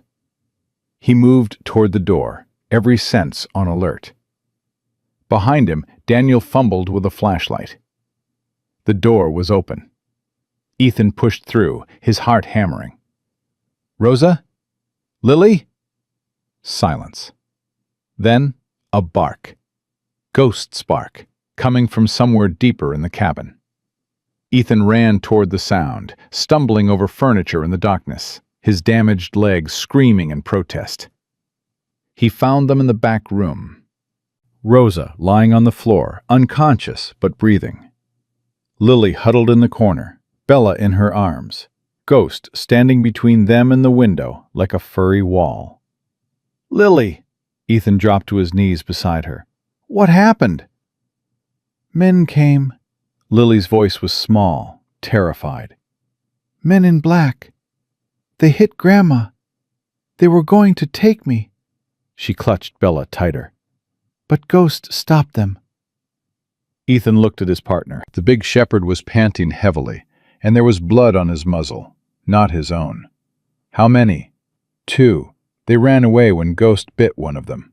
Ethan felt a surge of pride so fierce it almost broke him. His partner, his brother in arms, even retired, even out of the fight, Ghost had protected the people who needed him most. Good boy, Ethan murmured, running his hand over the shepherd's head. Good boy. Sirens wailed in the distance, backup arriving. Too late to catch the intruders, but in time to secure the scene. Ethan pulled Lily into his arms and held her while she cried. Deep, heaving sobs that shook her entire body. It's over, he whispered. It's finally over. You're safe now. Promise? He thought about Victoria in handcuffs, about Townsend fleeing toward a police cordon he didn't know was waiting, about the recording that would destroy their empire of lies once and for all. I promise. The ambulance arrived within minutes, paramedics rushing to treat Rosa while deputies secured the perimeter. Ethan gave his statement to a young officer who couldn't quite believe what he was hearing. A story of murder, conspiracy, and a puppy who carried the evidence that brought down a criminal empire. Through it all, Lily stayed at his side, one hand gripping his jacket, the other resting on Ghost's shoulder. What happens now? She asked, as they watched the ambulance drive away with Rosa inside. Now we wait. Ethan crouched beside her. Your grandmother's going to be okay. She has a concussion, but she's strong. She'll be home in a day or two. And the cold lady? Is she going to jail? Yes, for a very long time. Lily nodded slowly. Then she looked up at him with those familiar dark eyes. Marcus Crane's eyes, filled with a wisdom no 8-year-old should possess. "My daddy sent you," she said. "Didn't he?" Ethan thought about the ridge, the moment of decision, the puppy's steady gaze meeting his without fear. "Maybe he did," Ethan said softly. "Maybe he did." Daniel appeared beside them, his face drawn with exhaustion and emotion. "The state police caught Townsend at the border. He's in custody." "Did he talk?" "He's already negotiating a deal. Apparently, he's willing to testify against Victoria in exchange for a reduced sentence." Daniel shook his head. 30 years of partnership, and he sold her out in under an hour. Loyalty like hers doesn't inspire loyalty in return. No, it doesn't. Daniel looked down at Lily, his half-sister, the family he never knew he had. "I'm sorry. For everything. For not knowing. For not being there." Lily studied him for a long moment. Then she reached out and took his hand. "You're here now," she said simply. Daniel's eyes filled with tears. "Yeah, I am." Ethan stepped back, giving them space. Ghost pressed against his leg, the familiar weight, the familiar warmth, the bond that had survived war and wounds and 18 hours of desperate searching through rubble. Some families were born, some were made, and some, Ethan thought, were forged in the fires of adversity, strangers brought together by a dead man's hope and a puppy's journey through the snow. The night was cold, but for the first time in months, Ethan felt warmth spreading through his chest. They had won. Not cleanly, not without cost, but they had won. And tomorrow, the real work of healing could finally begin. The story broke at 5 a.m. the next morning.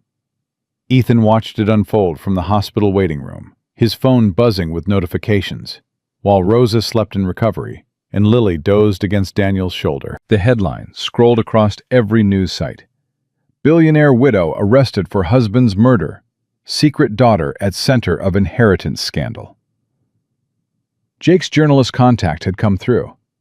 Rachel Torres had taken the recording, verified the evidence, and published the story that Victoria Crane's lawyers had spent weeks trying to suppress.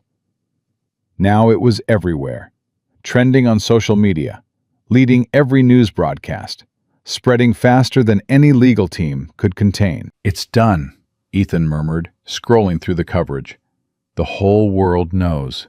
Daniel looked up from where he sat, dark circles under his eyes. Lily still pressed against his arm. "Is that good or bad?" "Both. Victoria's lawyers can't bury this now. But the attention will bring complications, media requests, public scrutiny, people digging into every corner of your family's history." "Let them dig." Daniel's voice was firm despite his exhaustion. "I'm done protecting secrets that should never have been kept." His phone buzzed. He glanced at it and his face went pale. "What is it?" "Victoria's lawyer. He says she wants to see me." Ethan straightened. "Don't go." "She's my stepmother. She raised me for 20 years. She killed your father. She tried to kill your sister." Daniel flinched at the words, but he didn't look away. "I know.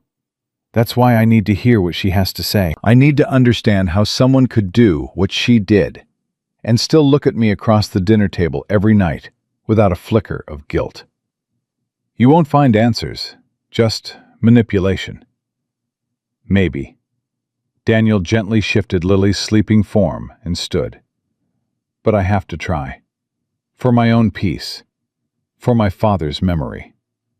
Ethan watched him go, every instinct screaming that this was a mistake.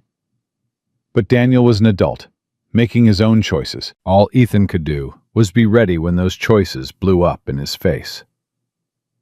Lily stirred beside him, her dark eyes blinking open.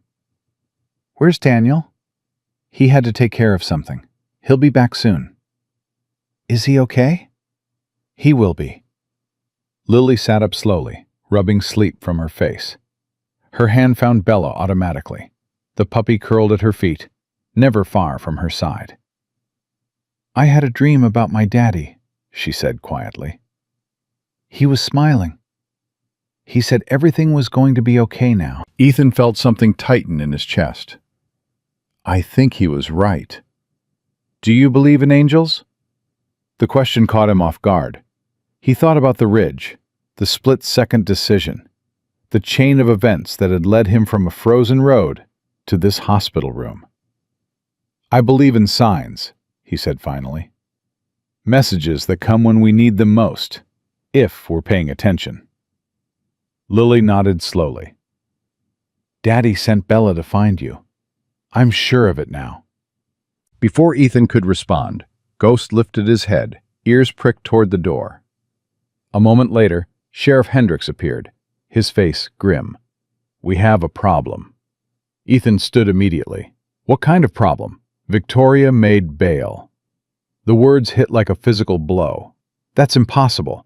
She was charged with murder, conspiracy, attempted kidnapping. Her lawyers argued flight risk was minimal, given her community ties and the media attention. They put up $5 million in cash. Hendricks shook his head. Judge Morrison signed the order an hour ago. Morrison. The name triggered something in Ethan's memory. He's on the list of people Victoria mentioned in her emails. I know, but we can't prove corruption without more evidence, and right now Victoria Crane is free and knows exactly where to find everyone who helped bring her down. Hendricks nodded grimly. I've got deputies watching the hospital, and I've requested state police protection for Rosa's cabin once she's discharged. That's not enough. Ethan's mind was racing. Victoria's already proven she's willing to use violence. Her security team attacked Rosa's cabin last night. She has resources we haven't even identified yet. What do you suggest? Ethan looked at Lily, who was watching the conversation with eyes that understood far more than they should. We need to move them. Somewhere Victoria can't find them. Somewhere off the grid. The cabin, Lily said quietly. Ethan turned to her. What cabin? Daddy's cabin. The one he never told Victoria about. He took me there once, when I was little. He said it was our secret place, where we could be a real family without anyone watching. Ethan knelt beside her. Lily, do you remember where it is? She nodded slowly. Up past the old mine. There's a road that looks like it goes nowhere, but if you keep driving, you find it. Daddy said he bought it with money Victoria didn't know about. He was going to take us there forever, once everything was fixed. Ethan looked at Hendricks. Can you find property records?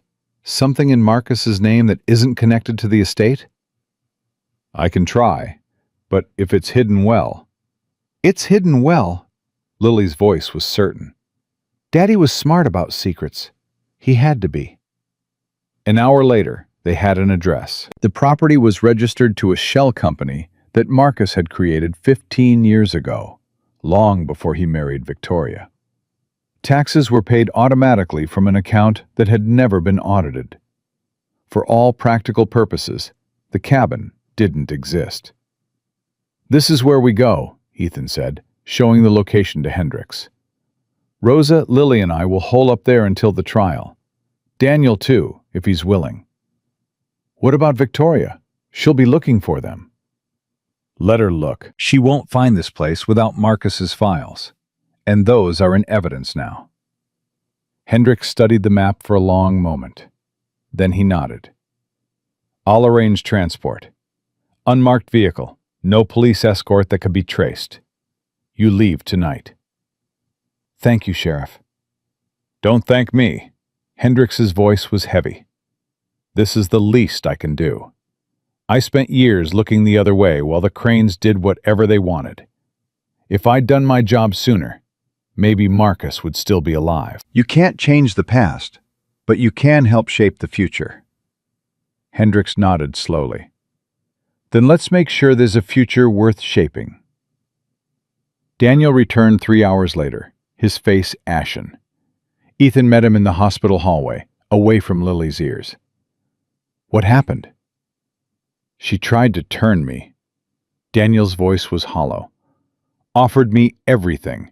The full inheritance, control of the company, whatever I wanted, if I would testify that the recording was fabricated, that you coerced me, that Lily's birth certificate is a forgery." "What did you say?" "I told her she was dead to me." Daniel's hands were shaking. "I told her that my father was the only parent I ever really had, and she took him from me. I told her—" He stopped, swallowing hard. "I told her I have a sister now, a real family, and I'm not going to let her destroy that the way she destroyed everything else." Ethan gripped his shoulder. "That took courage. It took rage." Daniel met his eyes. "I've never been so angry in my life." Looking at her, sitting there in her designer suit, acting like this was all a misunderstanding that could be fixed with enough money. He shook his head. "She's not human. I don't know if she ever was. Some people lose their humanity so gradually they don't notice it's gone. And some people never had it to begin with." Rosa was discharged that evening, moving slowly but steadily, her determination evident in every step. She held Lily close when she saw her, tears streaming down both their faces. "I'm sorry," Rosa whispered. "I'm sorry I couldn't protect you." "You did protect me." Lily's voice was fierce. "You kept me safe for years. You gave me a home. You loved me when no one else would." "Your father loved you." "I know. But he couldn't be here. You could. You were." Lily pressed her face against Rosa's shoulder. "You're my grandmother. My real grandmother. Nothing will ever change that." Ethan turned away, giving them privacy, and found Ghost watching the reunion with calm, knowing eyes. "Yeah," Ethan murmured. "I know. Family isn't about blood. It's about who shows up when things get hard." The drive to Marcus's cabin took 2 hours. Ethan drove the unmarked SUV that Hendricks had provided, Ghost riding shotgun, Rosa and Lily in the back, with Bella curled between them. Daniel followed in his own vehicle, insisting on coming, despite Ethan's warnings about the danger. "She's my sister," Daniel had said. "I'm not leaving her again." The cabin was exactly as Lily had described, a modest structure tucked into a valley so remote that the access road disappeared into overgrowth. Marcus had chosen well. This place was invisible to satellites, hidden from prying eyes, perfect for a man who needed somewhere to keep his secrets safe. The interior was simple but comfortable. Furniture covered in sheets. Canned goods in the pantry, still good according to their dates. A generator that hummed to life after a few tries. And photographs. Dozens of photographs covering the walls. Marcus with Lily at various ages. Lily with her mother before she died. Birthday parties and Christmas mornings and ordinary moments that had been hidden from the world. "He was building a life here," Rosa said quietly, touching one of the photos. "A life where he could be her father openly, where we could be a family." "Why didn't he?" Daniel asked. "Victoria." Rosa's voice hardened. "She found out about Maria years ago, threatened to ruin Marcus publicly, destroy his business, drag everything through the courts. He was going to fight her. He was finally ready. But then Maria got sick and he couldn't fight on 2 fronts. No. So he waited, built his case slowly, documented everything." Rosa looked at the photographs with tears in her eyes. "He thought he had time. He thought he could protect us all if he was just patient enough." "He did protect you," Ethan said. "He left evidence that brought his killer to justice. That evidence found its way to someone who could use it. And now Victoria is facing trial for murder, while Lily is safe with people who love her." "But he's still gone." Rosa's voice broke. "My daughter is still gone. All that planning, all that patience, and they're both still gone." No one had an answer for that. Some losses couldn't be fixed, only carried. The next 3 weeks passed in a strange rhythm of isolation and preparation. Ethan established security protocols, patrol schedules, communication procedures, emergency escape routes. Ghost took to the perimeter work with enthusiasm, his training kicking in despite his retirement status.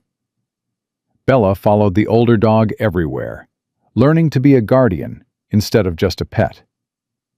Daniel spent hours with Lily, making up for lost time. He taught her chess. She taught him card games Rosa had shown her. They talked about Marcus, the father Daniel remembered, and the father Lily had known, and slowly began to understand that the same man could be two different people to two different children. "He was always busy when I was growing up," Daniel told Lily one evening. "Always working. I thought he didn't care about me. But now I think—" He paused.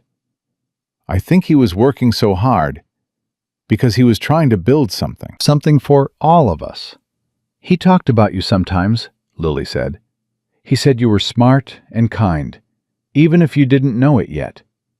He said one day we'd be a real family." Daniel's eyes glistened. "I wish I'd known. I wish he'd told me." He was scared. Lily's voice was wise beyond her years. Scared of Victoria. Scared of losing everything. Sometimes fear makes people keep secrets, even when they shouldn't. "When did you get so smart?" Lily smiled. "Grandma says I get it from my daddy." The trial date was set for 6 weeks out. Jake kept Ethan updated on the legal proceedings, the evidence mounting, the witnesses lined up, the case that prosecutors were building brick by brick. Victoria had hired the best defense team money could buy, but even the best lawyers couldn't argue with recorded confessions and documented conspiracy. "Townsend is cooperating fully," Jake reported during one of their calls. "He's turned over everything, emails, financial records, testimony about Marcus's death. His lawyer worked out a deal. 10 years instead of 25. And Victoria? She's fighting, claiming entrapment, coercion, mental distress. Her lawyers are trying to get the recording suppressed. Will it work? Rachel Torres has 3 independent audio experts who verified its authenticity. And Daniel is willing to testify about how he brought you into the estate." Jake paused. "They're going to lose, Ethan. It might take time, but they're going to lose." "Time is exactly what I'm worried about." "What do you mean?" "Victoria made bail. She's out there, planning something. Women like her don't just accept defeat. They fight until there's nothing left to fight with." "You think she'll try something?" "I think she's already trying something. I just don't know what yet." The answer came 3 days later. Ethan was running a perimeter check when Ghost suddenly froze, hackles rising, eyes fixed on a point in the tree line. "What is it, boy?" The shepherd didn't move, didn't blink, just stood like a statue, every muscle tensed for action. Ethan drew his weapon and moved toward the trees, trusting his partner's instincts completely. He found the surveillance camera 50 feet from the cabin, mounted on a tree trunk, lens pointed directly at the access road. Someone had found them. He didn't panic. Panic was for people who hadn't spent 15 years operating in hostile territory. Instead, he methodically traced the camera's wireless signal, finding 3 more devices positioned around the perimeter. Someone had been watching them for at least a day, maybe longer. "Jake?" Ethan kept his voice calm when he called. "We've been compromised. Surveillance cameras around the cabin. Professional setup." "Victoria?" "Has to be. She must have had someone tracking Daniel when he followed us here." "Can you move?" "Not without showing them exactly where we're going. They'll have vehicles watching the road." "What do you need?" Ethan thought for a moment. "I need to know who's running Victoria's security now. Her regular team was arrested at Rosa's cabin. She had to hire new people." "I'll find out. Give me an hour." Ethan returned to the cabin and gathered everyone in the main room. "We have a situation," he said, keeping his voice steady. "Someone's been watching us. Cameras in the trees, professional surveillance. They know we're here." Rosa went pale. Daniel cursed under his breath. But Lily just tightened her grip on Bella and looked at Ethan with eyes that held no fear. "What do we do?" she asked.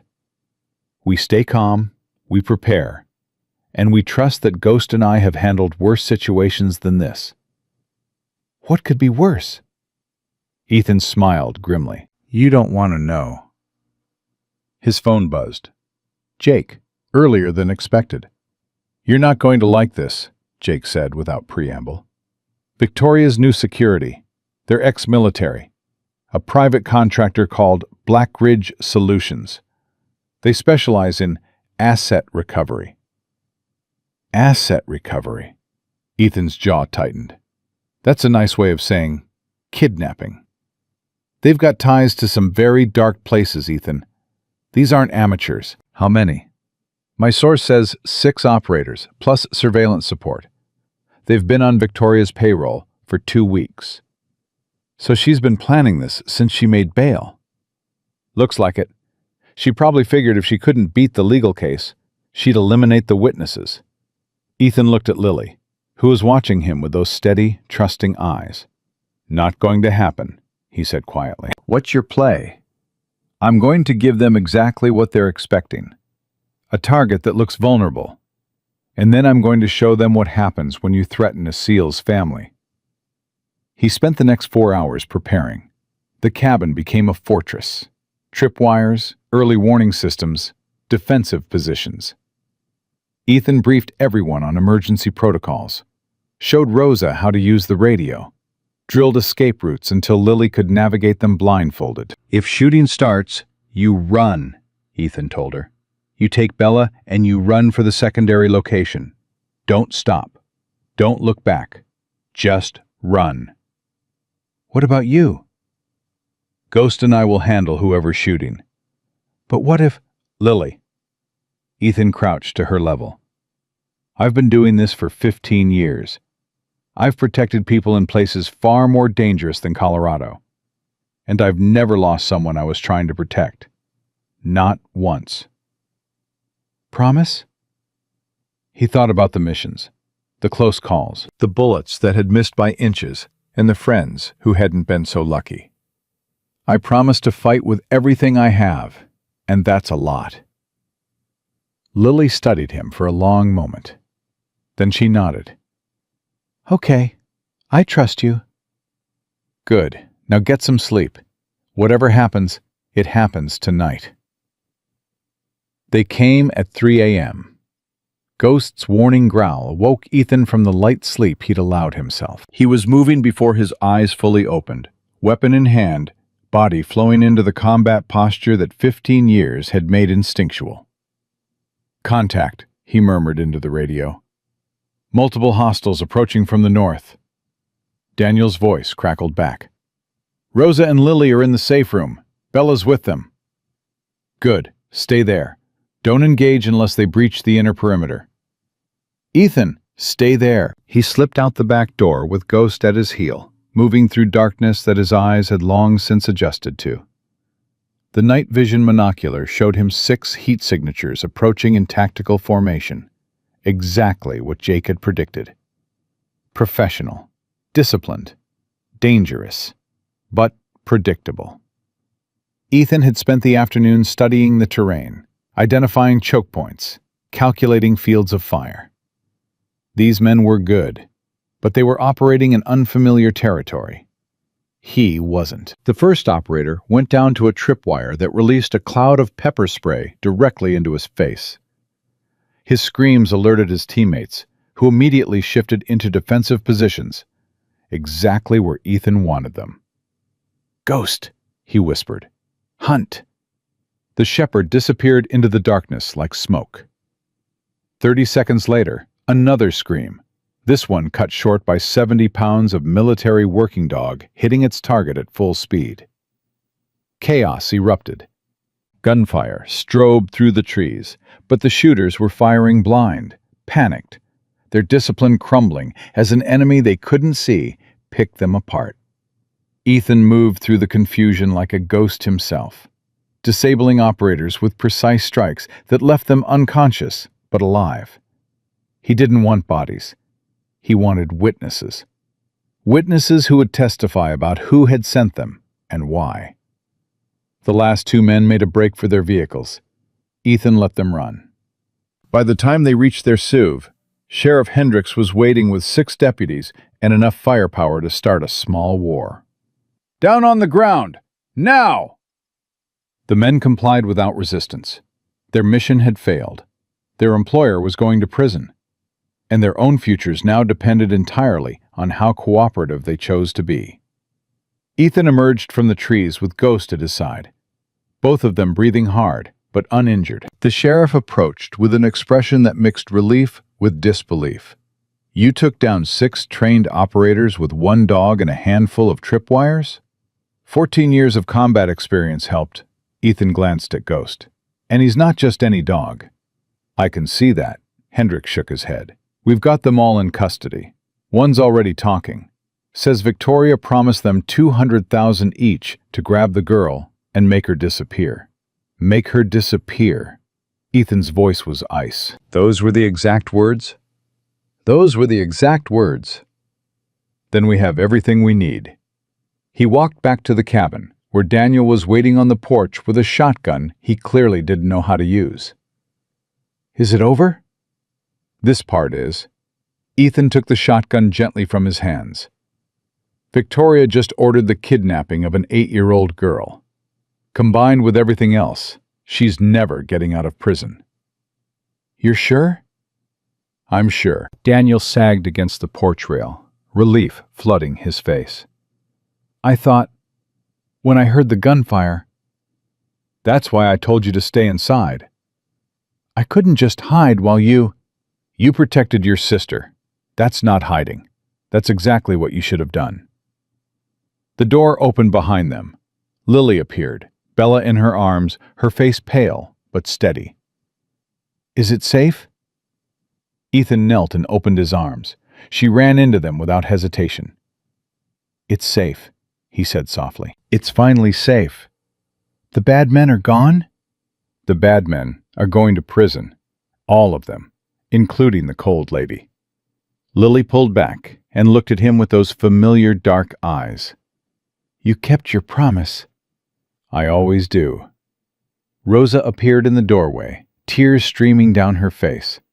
She pulled Lily into a hug, then reached out and gripped Ethan's hand. "Thank you," she whispered. "Thank you for everything."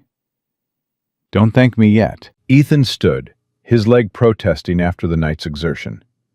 "We still have a trial to get through, and Victoria will fight to the bitter end." "But we'll win." "Yes." Ethan looked at Ghost, who had settled at Lily's feet, calm and watchful as always. "We'll win." The next morning brought news that changed everything. Jake called at 8 a.m., his voice tight with urgency. "You need to see this. Turn on any news channel." Ethan grabbed the remote and flicked on the cabin's small television. Victoria Crane's face filled the screen, but not in the way he expected. "Breaking news this morning. Victoria Crane, the billionaire widow accused of orchestrating her husband's murder, was found dead in her cell at the county detention facility.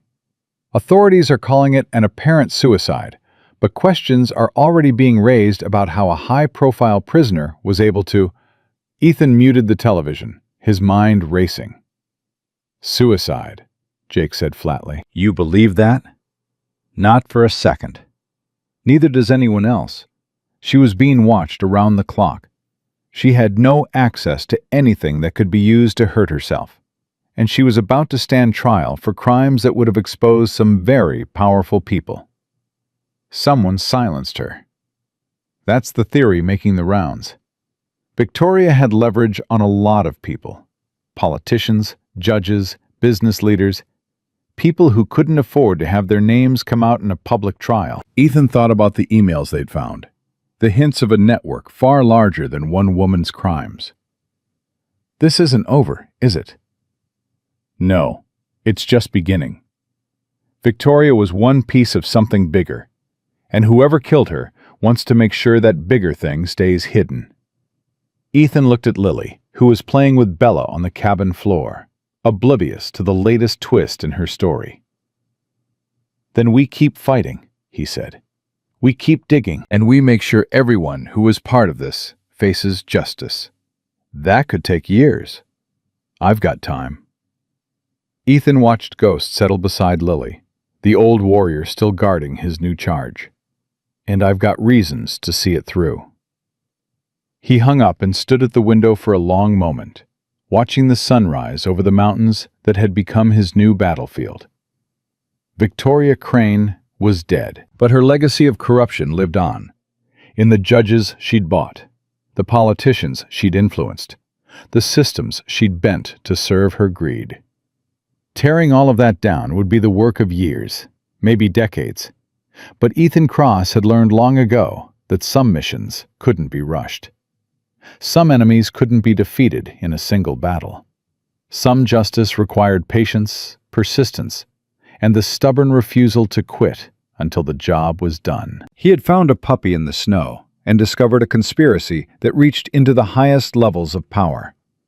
He had protected a little girl and uncovered a murder that powerful people wanted buried. He had started a fight that might never truly end. But for the first time since the explosion in Syria, since the months of healing and the longer months of hiding, Ethan Cross felt like he knew exactly what he was supposed to do. And he was going to do it, whatever the cost, whatever the time, whatever it took. For Lily, for Marcus, for every forgotten victim whose story deserved to be told. The war wasn't over. It was just beginning. The investigation into Victoria's death took 3 months to complete. Ethan followed every development, every leak, every carefully worded press release. The official ruling came back as suicide, but the federal investigators who had been circling the case weren't satisfied. They found irregularities, missing surveillance footage, a guard who couldn't account for 15 minutes, a toxicology report that suggested sedation before death. Someone had killed Victoria Crane to keep her quiet. And that someone had connections powerful enough to manipulate a county detention facility. "We're looking at something much bigger than one woman's crimes," Jake reported during one of their calls. Victoria was connected to a network.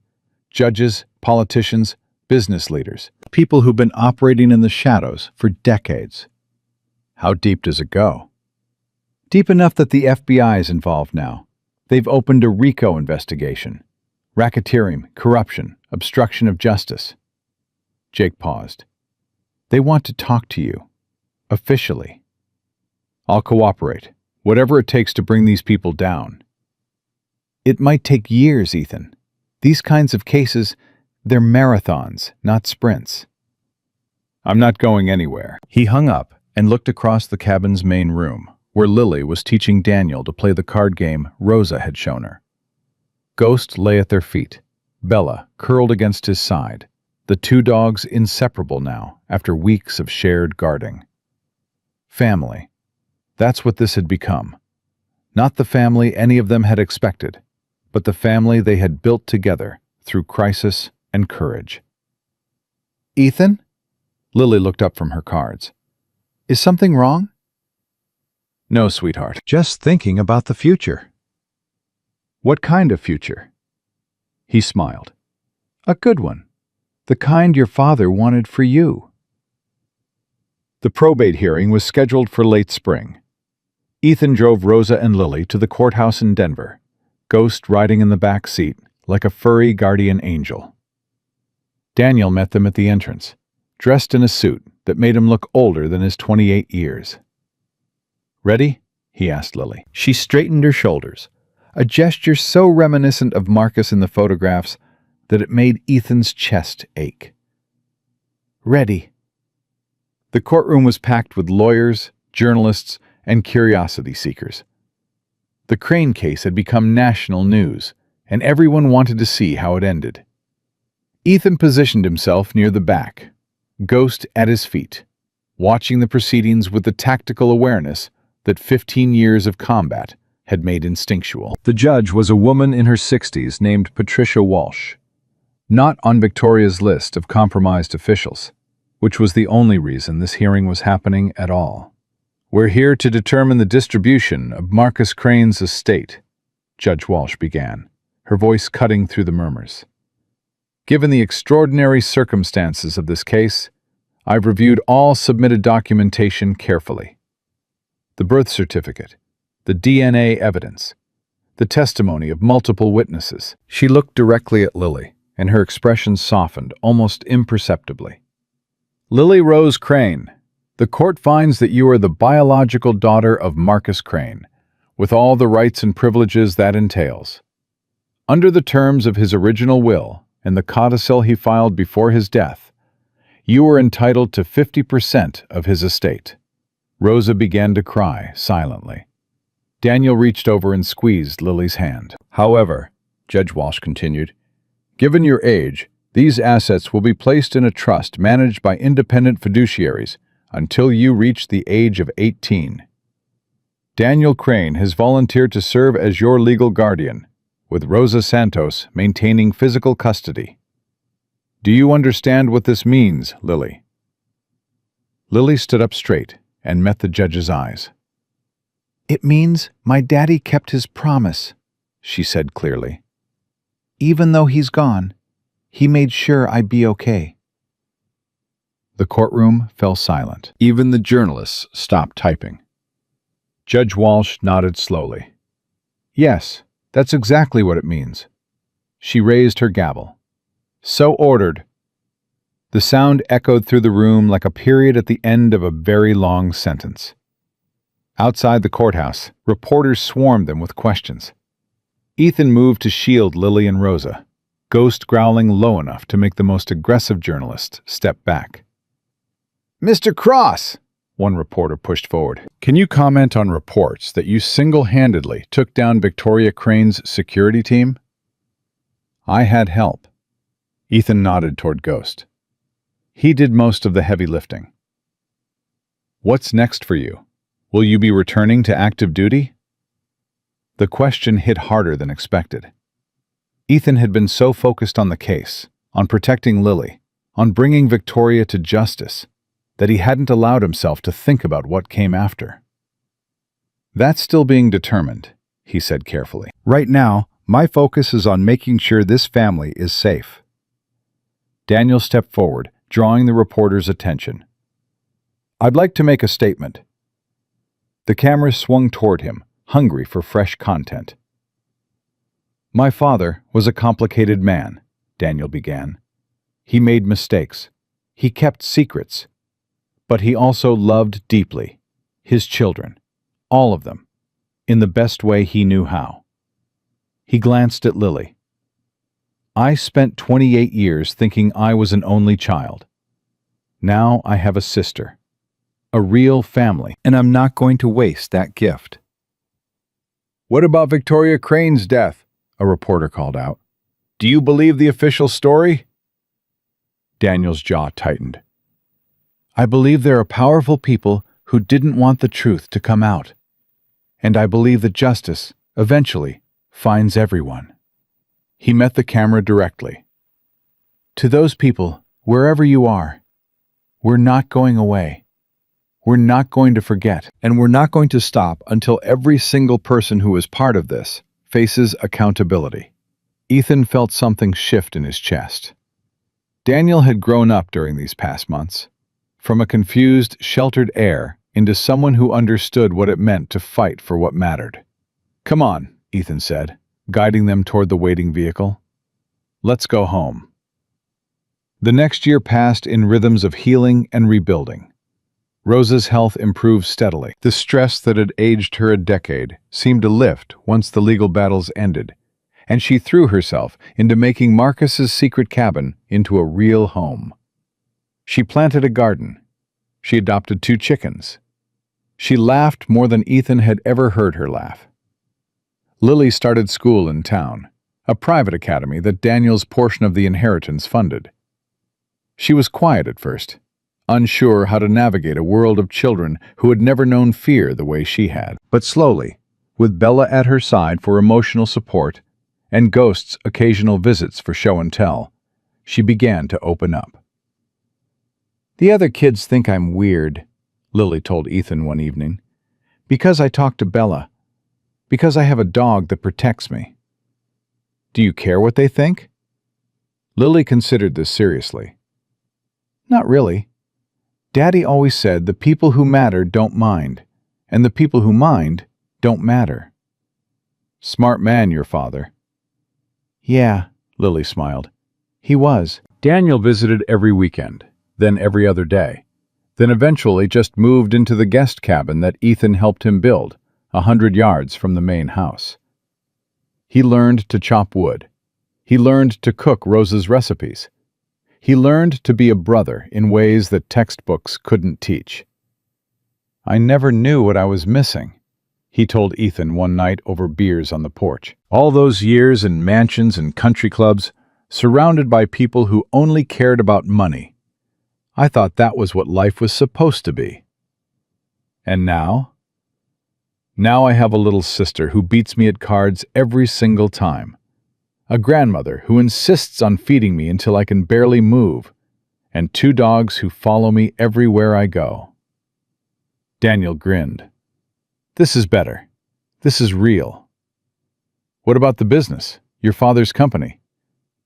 "I sold my shares, donated most of the money to charity." Daniel shrugged. "I kept enough to live comfortably, to make sure Lily and Rosa never want for anything. But the empire Victoria helped build? I didn't want any part of it. That's a big decision. It was the easiest decision I've ever made." Daniel looked out at the mountains, his expression thoughtful. "Money doesn't mean anything if you've forgotten how to live. Victoria taught me that, in her own twisted way. She had everything and nothing at the same time." Ethan thought about his own journey, from the explosion in Syria to the frozen mountain road, from isolation to connection, from surviving to truly living.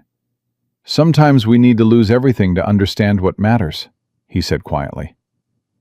"Did you lose everything?" Ethan looked at Ghost, lying at his feet, then at the cabin where Lily and Rosa were laughing over some private joke. "I thought I did. Turns out I just needed to find the right people to care about." The FBI investigation culminated in a series of arrests that made national headlines. Ethan watched from a distance as the dominoes fell. A federal judge removed from the bench for corruption. 3 state legislators indicted for bribery. A police chief who had buried evidence for years finally facing accountability. "They're calling it the Crane conspiracy," Jake reported. Victoria was just the tip of the iceberg. She had leverage on dozens of people, and they were all protecting each other. What about the people who killed her? 2 arrests yesterday.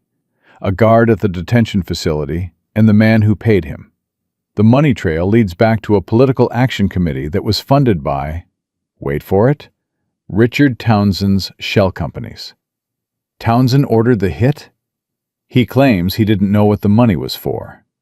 But the FBI isn't buying it. His deal is off the table. He's looking at life now. Ethan felt something loosen in his chest. Not satisfaction exactly. Too many people had been hurt for this to feel like a victory. But something like completion. "It's really over," he said. "The criminal case is over. The healing?" Jake paused. "That's going to take longer." "I know, but at least now they can start."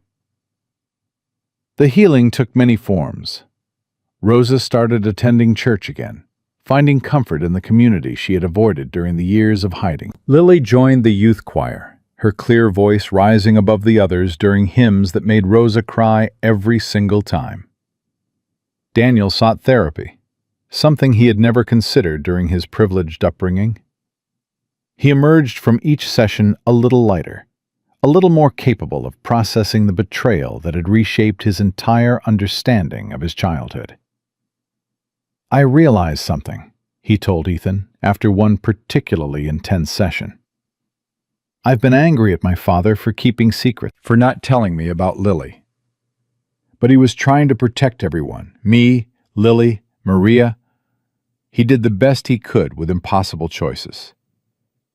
Forgiveness is hard." "It's harder when the person you need to forgive is dead." Daniel's voice cracked. "I can't ask him why. I can't tell him I understand. All I can do is try to be the brother Lily deserves and hope that somehow, wherever he is, he knows." "He knows." Ethan gripped Daniel's shoulder. "Trust me, he knows." Ethan's own healing came unexpectedly. He received orders to report for his medical evaluation, the one that would determine whether he could return to active duty. The shrapnel damage had healed as much as it ever would. His mobility was good. His reflexes were sharp. By every measurable standard, he was fit for service. But when he sat down with the Navy psychologist, something had changed. "Tell me about your time in Colorado," Dr. Chen said. Ethan told her. Not just the facts, the rescue, the investigation, the confrontation, but the feelings. The way Lily's trust had broken through walls he didn't know he'd built.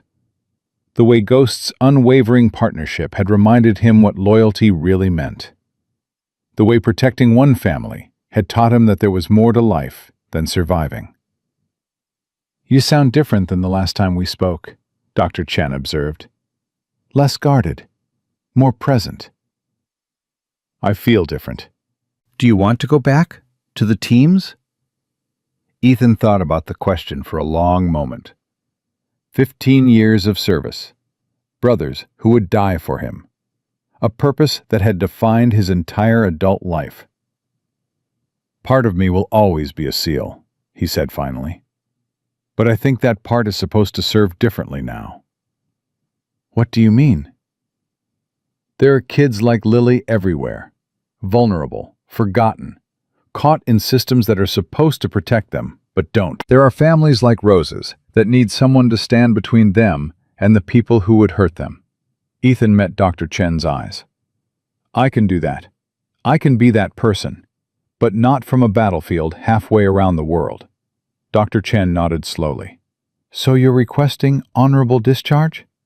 "I'm requesting a chance to keep fighting, just not the way I used to." The paperwork took 3 months to process. Ethan used the time to plan. He worked with Jake to establish a foundation, the Crane Cross Initiative, named for Marcus and funded by a portion of Lily's trust that she had insisted on contributing. "Daddy would want his money to help people like us," she had said with absolute certainty. "People who need someone to find them when they're lost." The foundation's mission was simple: pair retired military working dogs with at-risk children and families. Dogs like Ghost, whose training made them perfect protectors, but whose age or injuries had ended their military careers. Children like Lily, whose circumstances had left them vulnerable and afraid. "You're basically creating an army of guardian angels," Jake observed. "Four-legged ones." "That's the idea. It's going to take years to scale. Funding, facilities, training programs." "I've got time," Ethan smiled. "And I've got help." The first official placement happened on a crisp September morning. Ethan drove to a foster home outside Denver with Ghost in the passenger seat and a 3-year-old Belgian Malinois named Atlas in a crate in the back. Atlas had served 2 tours in Afghanistan before a roadside bomb ended his career. He was nervous, reactive, prone to anxiety when separated from his handler. The child waiting for him was a 10-year-old boy named Marcus, named, his foster mother said, after a grandfather he had never met. Young Marcus had been through 4 foster homes in 2 years. He didn't speak much. He didn't trust easily. He flinched when adults raised their voices. But when Atlas limped out of the crate and approached the boy with cautious, gentle curiosity, something remarkable happened. Young Marcus knelt down and opened his arms. Atlas walked into them and didn't pull away.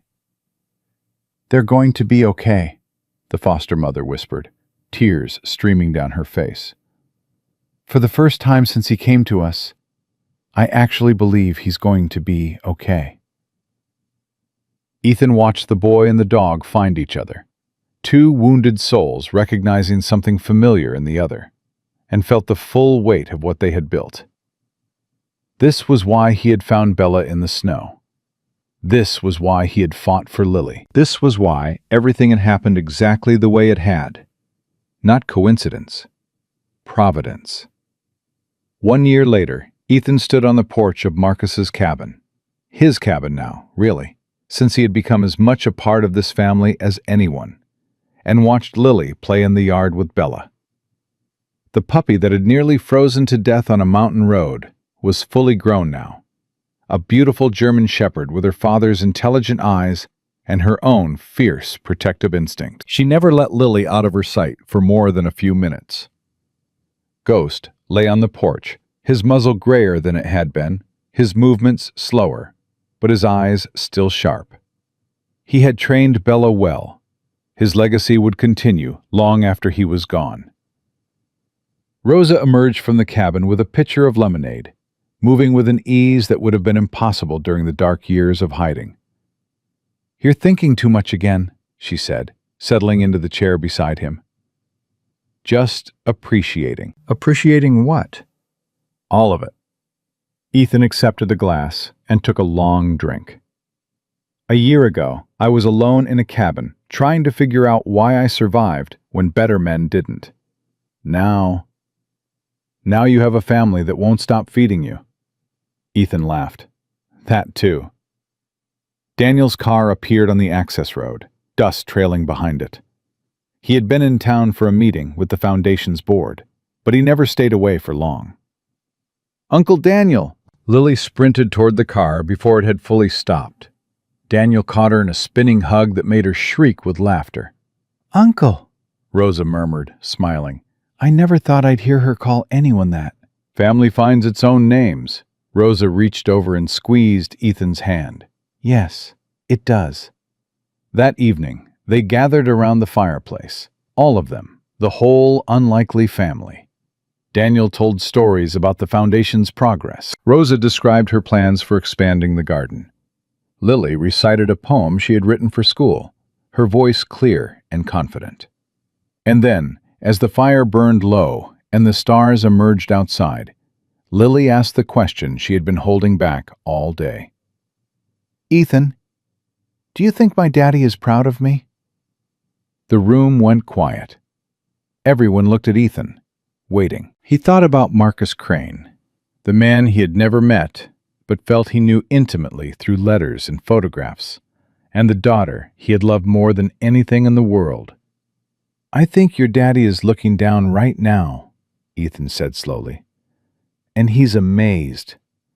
Amazed at how brave you are. Amazed at how kind you are. Amazed at the family you've helped build from the pieces he left behind." "Really?" "Really. And I think he's grateful. Grateful that his secrets found their way to someone who would use them to protect you. Grateful that you're surrounded by people who love you. Grateful that the truth didn't stay buried." Lily's eyes glistened. "Do you think he sent Bella to find you?" Ethan looked at Ghost, who raised his head at the sound of Bella's name. He thought about the ridge, the split-second decision, the chain of improbable events that had led from a frozen road to this warm room. "I think," he said carefully, "that some things happen for reasons we can't fully understand. I think that love doesn't end when people die. It just finds new ways to work. And I think that your daddy's love for you was so strong that it reached across everything, even death, to make sure you'd be okay." Lily climbed into his lap and hugged him fiercely. "Thank you," she whispered, "for finding Bella, for saving us, for being our family." Ethan held her close, his throat tight with emotion. "Thank you," he whispered back, "for teaching me that family isn't about blood. It's about who shows up when things get hard. Later that night, after everyone else had gone to bed, Ethan sat alone on the porch with Ghost. The old shepherd's breathing was slower than it used to be. The missions had taken their toll, and retirement had only delayed the inevitable. But his eyes were still alert, still watching, still ready to protect the people who mattered. "We did good, boy," Ethan murmured, running his hand over Ghost's graying fur. "We found them. We saved them. We gave them a future." Ghost's tail thumped once against the porch. Confirmation. Agreement. "And now, we rest." Ethan leaned back in his chair, looking up at the stars. "At least until someone else needs us." The mountain held its breath in the darkness. Somewhere in the forest, an owl called. Somewhere in the cabin, Lily slept peacefully for the first time in her life, protected by dogs who would die before letting anything hurt her. Ethan Cross had come to Colorado to heal from wounds he thought would never close. He had found a puppy in the snow and uncovered a conspiracy that reached into the highest levels of power. He had fought battles without weapons and won wars without firing a shot. And in the end, he had discovered what 15 years of combat had never taught him, that the greatest mission of all was simply to love and be loved in return. Sometimes miracles don't arrive with thunder or fanfare. They arrive wrapped in fur, shivering in the snow, waiting for someone brave enough to stop. A discarded puppy on a frozen road became a messenger of truth. A wounded warrior learned that healing wasn't about forgetting the past. It was about building a future worth living. And a little girl who was meant to be erased inherited not just money, but a family that would never let her be forgotten. God doesn't promise us lives without winter, but He sends companions for the journey. Small lives that teach us how to hope. Quiet courage that shows us how to stand. Love that refuses to let us freeze alone. If you're watching this during your own hard season, remember, you are not invisible. You are not forgotten. And sometimes the help you need arrives on 4 legs, with steady eyes, asking nothing but the chance to walk beside you until the dawn. Share this story with someone who needs hope. Tell us in the comments where you're watching from. Subscribe for more stories where compassion wins and the light returns. And remember this truth, which Ethan Cross learned on a frozen mountain road and never forgot. Every life matters. Every act of kindness ripples forward. And in the darkest winter, even the smallest light can expose truths that change everything. God bless you and your family. Stay warm, stay kind, and never stop looking for the ones who need to be found. Because sometimes saving one life is enough to save the world.